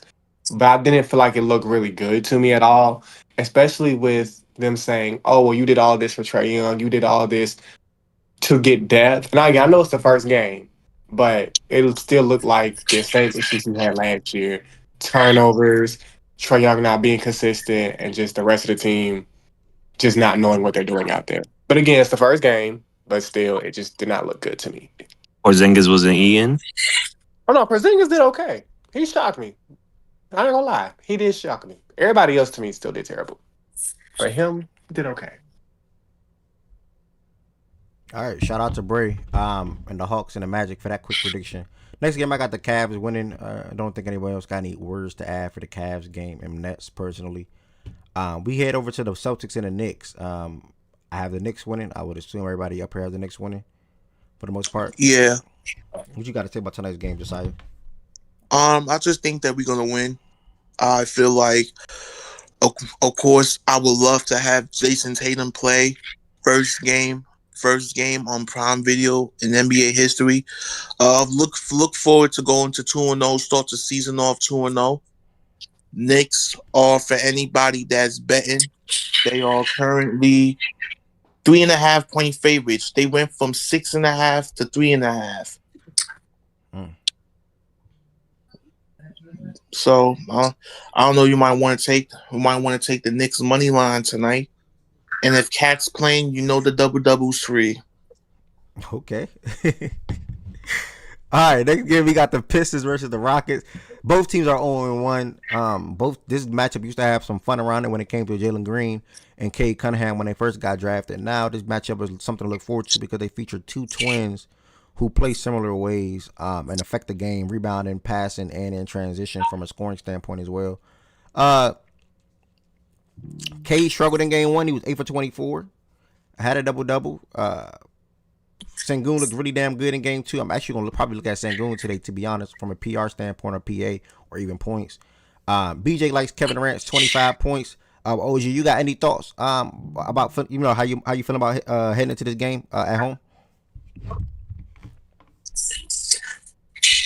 Okay, that's OG making that with that background. He probably in the gym or something. Oh, my bad. I'm in the gym. My bad. Yeah. All right. Yeah, that was OG in the gym. Okay, my bad. All right, so yeah, I'm going with the Rockets to win today. And I'm gonna just keep it rolling on down. Next, we got the Heat versus the Grizzlies. Miles, you active? Yeah. Anything you looking forward to in tonight's game, bro? I want to see how the rookie Cedric Howard looks again today, and I want to see how the defense can play against. I think y'all too big. Is Khalil Ware playing? Yeah, he playing, but he come off the bench. Oh shit! Well, I want to see how Jaren play against Bam because both of them always they end up like I don't think the niggas really like each other for real, but they always go at each other every time we play Miami. So and then want to see if Ja can keep this shit up. So he had a really efficient first game. I think he was 11 to 14 inside the 3-point line last game. So, we'll see if he can keep it up. Honestly, yeah. Same for me. I missed Miami game one because it played on my birthday. So, I'll be able to see more of this game. But I hope that Bam Adebayo and Norman Powell and even Davion Mitchell is even able to play better. I hope Khalil Ware plays more minutes as well. He should not be playing less than 20 minutes to me on any night, personally. And that's just some of the things that I'll be looking forward to tonight's game. Because like I said, I didn't get to see game one, so I can't really say what I'm looking forward to from a game standpoint yet in game two without being able to see what I saw in game one or without being able to see anything from game one. Next, we got the Spurs taking a 1-0 record to New Orleans to play the Pelicans, who's 0-1. Byron, I saw your message and you wasn't in the Discord. You act like I know when you pop in and pop out. Like what? I see you in here now. You off the server mute thing. Earth to Byron. You off server mute. Can anybody else hear me up here? yeah. All right, so I don't know what's going on with Byron, but either way, we got the Spurs versus the Pels, Wemby versus Zion, and all the other names. We got two young rookie guards and Dylan Harper and Jeremiah Fears. It's a lot of talent on both teams in this matchup. BJ, anything you're looking forward to in this game today? Anything you want to bet on? You want to tell the people to bet on what your team playing, or just anything in general?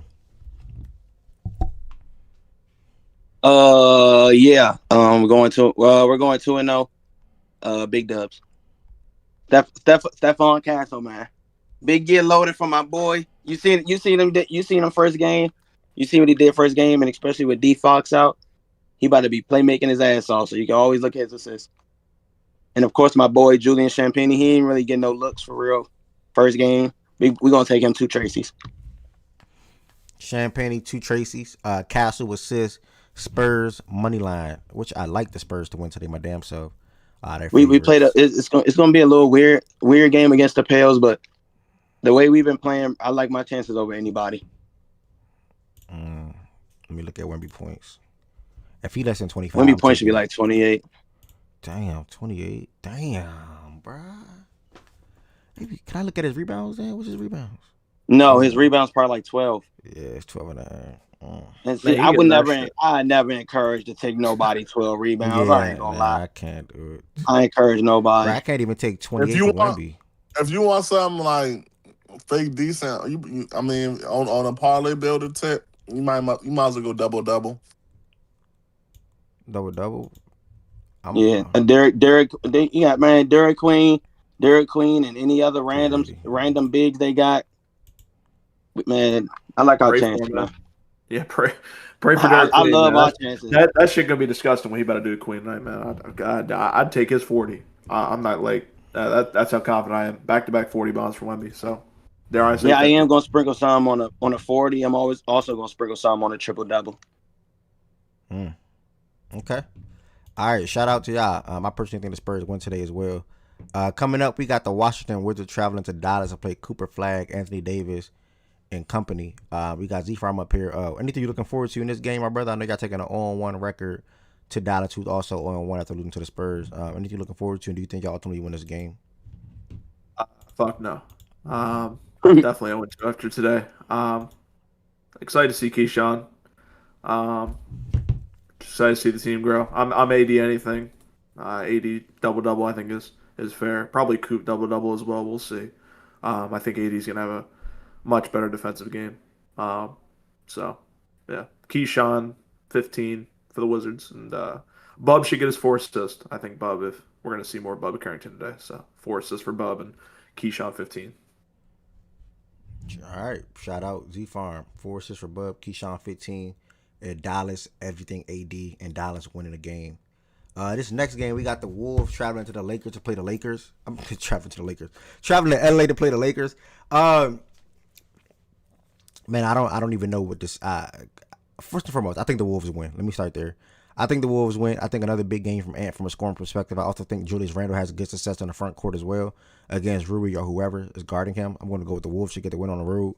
I do think, though, what we've seen out of Luka right now, having the willingness to take all the shots and having the willingness to shoot a lot of shots, not all, but shoot a lot of shots, is what he has to do because they're playing without LeBron James. It's really just him and Reeves from an offensive scoring standpoint, output that can create for themselves. Realistically, it's really just them two guys at the moment.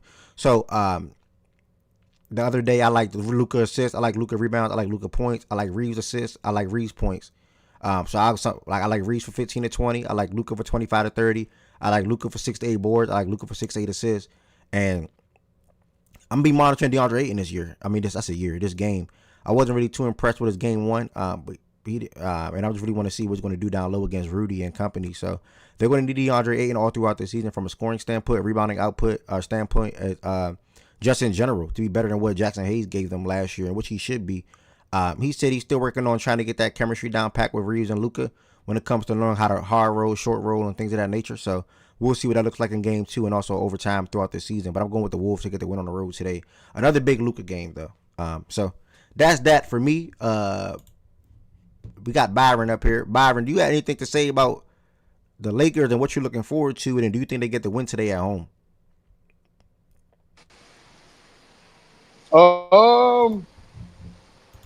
I'm definitely looking forward to seeing the defense looking a little better. Because, like I said, I just think the Warriors, especially without Braun, it's a bad matchup. Bad matchup for a few players, especially this early in the season. So, Minnesota not as active in terms of off ball. So, it's people like Ayton. I expect him to have a better game today, and even Rui. Expect Rui to be better. Reeves, hopefully his shots fall. I'm definitely looking to see how he handle matchups like Ant and J-Mac. J-Mac playing, right? Like, ain't no injuries, not like that, right? Yeah, I believe so. I don't think there's no injuries in that. Okay, yeah. So I'm just anxious to see how Reeves will look. Because Nikhil and J-Mac, they all kind of gave him problems last year in the offs. People, made it by injuries, but I just think it was a tough matchup for him. So looking to see if Reeves can still get downhill the way he did in that second half against the Warriors. Luka thinks it's gonna be Luka. I don't think it is gonna be up to him to have an off night this year, in my opinion. I just think Luka about to be on a tear all season. Yeah. So yeah, I'm expecting the role players to be a little better today, and I would say Minnesota win a close one. Yeah, I think the game will be. I think the game will be competitive, but I think Minnesota win it in a close, exciting game. I think you said a lot of good things, a couple of things that I agree with as well. So definitely going to see how that game ends up falling for the Lakers and Wolves tonight. Hollywood, what's the word? Everybody here, play back in a minute if anybody want to listen to some music. Next game coming up, this is going to be an interesting game. Coaching your first, now Thiago Splitter stepping as the interim head coach. After that whole Chauncey Billups gambling thing, we have to see what that looks like. But for the Warriors, they're coming out of an overtime game where we know for sure Al Horford is not playing today. And like we all say, they're all up in age when it comes to Steph, Draymond, and Jimmy. So what their legs going to be looking like today if they play, assuming they play. And they're going against a young, tough, physical defensive team in the Portland Trailblazers who didn't play their best basketball in game one. They played a good game, but they ended up winning. Shaedon Sharp struggled from the field. Couple of bad Drew Holiday shots. Everybody else could have been better as well. So I'm actually going to go with Portland getting the win today, only because the Warriors just coming off of literally just playing a tough game, a super tough game not that long ago. And granted, the travel wasn't far going from Golden State to Portland, but I'm going to go with Portland getting the win today at home this time. Low is up here. Do you think the Warriors win again tonight, brother? If not, do you have anything else you want to say about the game? I'll keep it real. I'm gonna say the Warriors win because I'm not, I'm not gonna ever tell you that we're gonna lose. But like, this is definitely gonna be a tough one. Mind you, this is our third game of the season. Like, and it's a second night of a back-to-back. Like, these niggas old. I know that shit. You feel me? I know the legs gonna be hurting. A nigga like Kaminga, he gonna be good. This might be a Kaminga game type shit. Like. And I think we'll still be able to control pace just off of veteran shit. Jimmy's gonna be at the free throw line a lot. I expect a lot of free throws out of Jimmy. But I want to see what Shaedon Sharp got. Donovan Clingan, he's a really good defender. I'm kind of curious to see how Kaminga's gonna attack him. I'm actually really curious to see how Kaminga's gonna attack him. So that's something to watch. But I expect us to lean more on our young guys tonight. Expect Kerr to play a lot of different guys tonight. He'll probably go. We went 5 deep on our bench last night. He'll probably go 6, 7 deep in the bench tonight. So we'll just see it. If Curry's playing, as long as we keep it close, I expect him to just carry us down the stretch and take us to the win. So I expect us to win. All right, appreciate you. Black, we're to not start game one. Probably not going to start that much this season because we're starting Jovic at the 4. Z-Farm, they said, when did Bilal come back? Sometime soon. He was shooting threes in Milwaukee, so I expect him to start ramping up soon. So should be back November. And Bethany, why you say what you heard, Bethany, that you ain't like? And we got swipe up here. We'll circle back to that Denver game in a second. We're almost through real quick. What else I wanted to say? Oh, what was the plays for the Boston and Houston game? That's probably going to come more so on playback later on, probably like 5:30. But BJ did shout out he likes Kevin Durant 25 points, though, in that game. As far as the Boston game, nobody said anything yet in regards to that. BJ shouted out Gary Trent 3 threes in Milwaukee and Toronto, and he shouted out KD 25, and then he likes Wemby scoring today as well. Oh, and Castle. Favorite better today. Yeah. Wait, which one is that? Durant 25. Durant. He didn't cover. He didn't cover for y'all last week. I mean, last game, but he gonna cover this game. Promise you. Yeah. So that's that for you, Fredo. Next we got the Jazz versus the Kings. I really don't have too much to say about this one. For from a prediction standpoint, will Utah young guys continue to look good? Hope will Ace play more minutes today? Will Keontae have another good game? Will Walker Kessler have another good game? That's just some of the things I'm looking forward to. Sabonis is questionable, so Sabonis can't make his debut this season. He came to the season with a hamstring injury, so he can't make his debut tonight. If he does, and I'll probably go with the Kings getting the victory today, led by Levine, DeRozan, and Sabonis over that young Utah team that's still growing on a game-to-game basis and season-to-season basis. So that's that. Next, we're finally closing it out with the Suns versus the Clippers. I ought to expect the Clippers to bounce back today. The Clippers they got crushed by the Utah Jazz in game 1. I think they bounced back today. Black said the Bill revenge game. I think they bounced back today. I think Booker will continue to be Booker all throughout the season when it comes to a scoring standpoint. I think Dylan Brooks will continue to bring the energy and the toughness that they're trying to embrace, or not embrace, but make a part of their culture now in Phoenix. So I just think that the Clippers will be the better team tonight. And I think that they'll bounce back and get that win today at home. So I'm going with the Clippers to get that victory. KD lines at 25.5. He's going to stop at 25 probably. Harden double-double. Okay.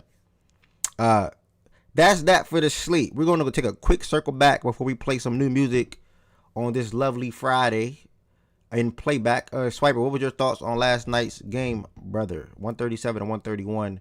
Golden State got the win over you guys. Man, what's up, fellow gang members? How y'all feeling today? Feeling well, brother. Yeah, man. Shout out to Steph throwing back the clock. It was great.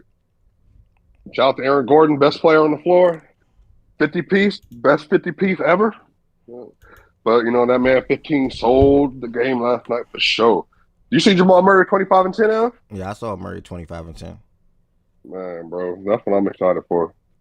One thing is not going to happen. Obviously, Jokic is not going to keep playing like that, obviously. But, he definitely cost him the game yesterday, unfortunately. But I'm very excited. Valanciunas looked good yesterday. Only person that people didn't play well really was Cam Johnson and Yoke. But, I'm good with Cam taking his time because he's obviously on a brand new team, brand new situation. He had some wide open joints he missed, but he played good defense yesterday, I thought. But, man, the Warriors just, they took advantage of Jokic having a piss-poor performance in the second half. And that's obviously the difference, man. Like, wide open shots that he shot 45% on last year on 3, bricking, and then down the stretch of the game, just horrible, possessions finishing inside. But, like I said, when you play versus Denver, if you get a bad game from Jokic, you got to take advantage. But, man, Aaron Gordon was spectacular. 75 points between Aaron Gordon and Jamal Murray, man. That's special stuff. I'm really happy for AG because AG has been working extremely hard to become the player that he is today. So, honestly, I just can't wait to watch him play again the rest of the year. And I can't wait to watch Jamal. Jamal's been playing great all preseason. And then like I said, the moves he was making yesterday, he gave Draymond a crazy header yesterday for a bucket. He gave Pods a header yesterday for a bucket. The mid-range stuff, like I said, if Jokic played a normal game, it's a 10, 12-point victory. But, shout out to Golden State for taking advantage of that, man. That was a great game. Kuminga hit some big threes. Draymond hit some big threes. Horford looks great. Remember, Ev, I told y'all that Jimmy Butler, Al Horford, Draymond unit, man, that's going to be a hell defensive unit in the front court this year. And I'm excited to watch the Warriors play, man. That's a really good team when they're healthy. But it all comes down to Jokic, man. Jokic plays better, they win. But hopefully he makes up for it versus the Suns tomorrow. Yep. Well said. Short, sweet, and simple. I think you hit a lot of the good points. What did you think? What did you think about yesterday? One of my main takeaways, I highlighted the front court with those guys because the closing lineup that they went with. Obviously, they swapped Paz for Horford, Paz for Horford, and they went with the Kuminga and Jimmy, Draymond, and Horford with Curry. And I praise the defensive IQ and the offensive IQ from those 3 players outside of Curry and Kuminga. Obviously, Curry has it as well. But one of the main things that I noticed was that Jokic didn't want to spend a lot of time in the post on Horford down the stretch of that game when it comes to establishing position because he knew that Horford is just a tough defender in general. He knows that he's not going to be able to just willingly back him down over and over and over. And I think that's kind of an out, bro. That's kind of a what? Out for Jokic. Could Jokic just kill Draymond and Horford? In the last year and a half. Jokic has destroyed the Celtics with Horford.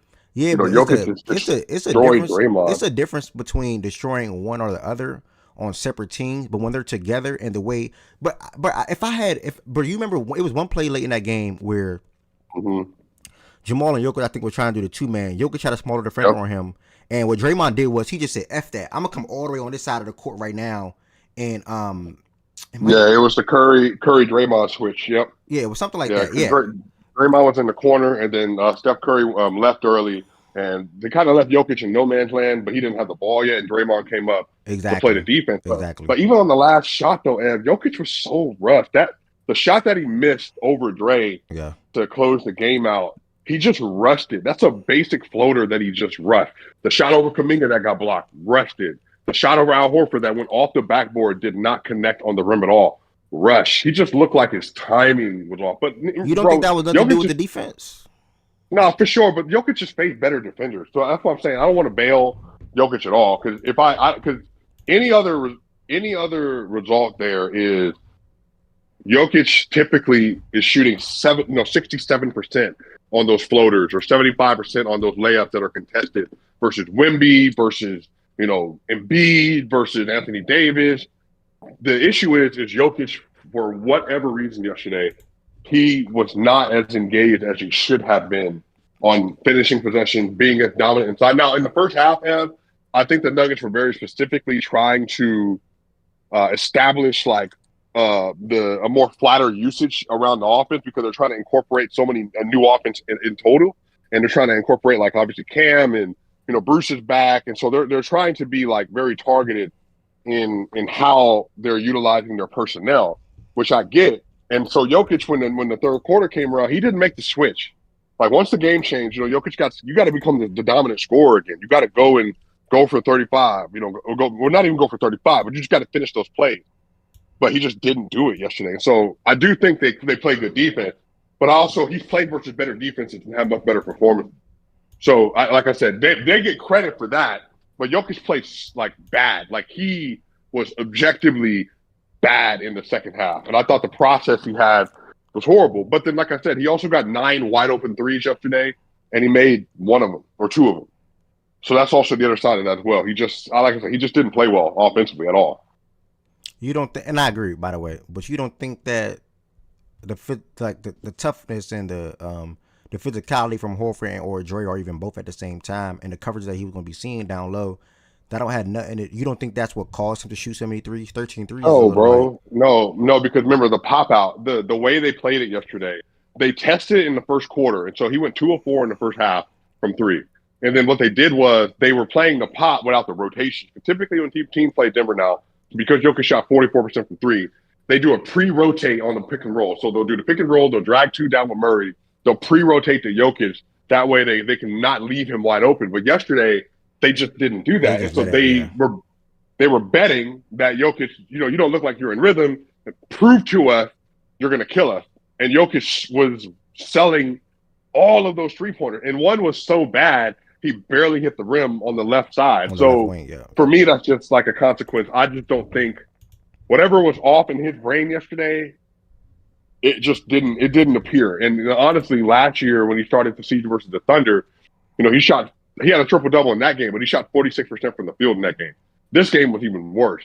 So maybe it's just coming into the year now, back-to-back years, he's just not as locked in as he needs to be. But I just thought, I can't excuse Jokic for, not doing things that he's shown that he's able to do at a normal rate. So as good as the defense was, man, that was just some bad decision making, I think, from him all around, and he just didn't finish those plays as a shot maker. Yep, I agree. Okay, Will said I don't really have no more pushback to that. Really just gave the credit to the Warriors and how they finished out that game. From an offensive end. 35 in the second half and overtime for Steph Curry yesterday, by the way. Yep. I definitely made sure to reference that too. Chill, my love. Shout out, Bethany. Yeah, I hate everything that I wanted to hit on today as far as the Thursday night football game. We had some great World Series predictions and baseball talks today. We went through both of the games last night and sort of kind of briefly spoke on the games today. I am going to get back to doing New Music Fridays where we feature some albums and or new singles that drop in playback. So with that being said, I'm going to head over to playback right now and spin a new album Dave Dave's new album, and probably hear Megan Thee Stallion new song. And that'll be that for this Friday. Then I'm going to head out and run some errands that I got to take care of. The playback link is in the YouTube description on this video. Also, the playback link is in the chat from Louis Bag is right now as well. If you came through to the show today, thank y'all so much. If you're going to watch the show back, again, thank you so much. Make sure y'all hit that subscribe button on YouTube. Make sure y'all follow on Twitch, and make sure y'all extend your support if you're willing to do so by becoming a member and or a subscriber on Twitch as well. Peace, blessings, and love. I will see some of you all, if not all, in playback. And just thank y'all for all the support.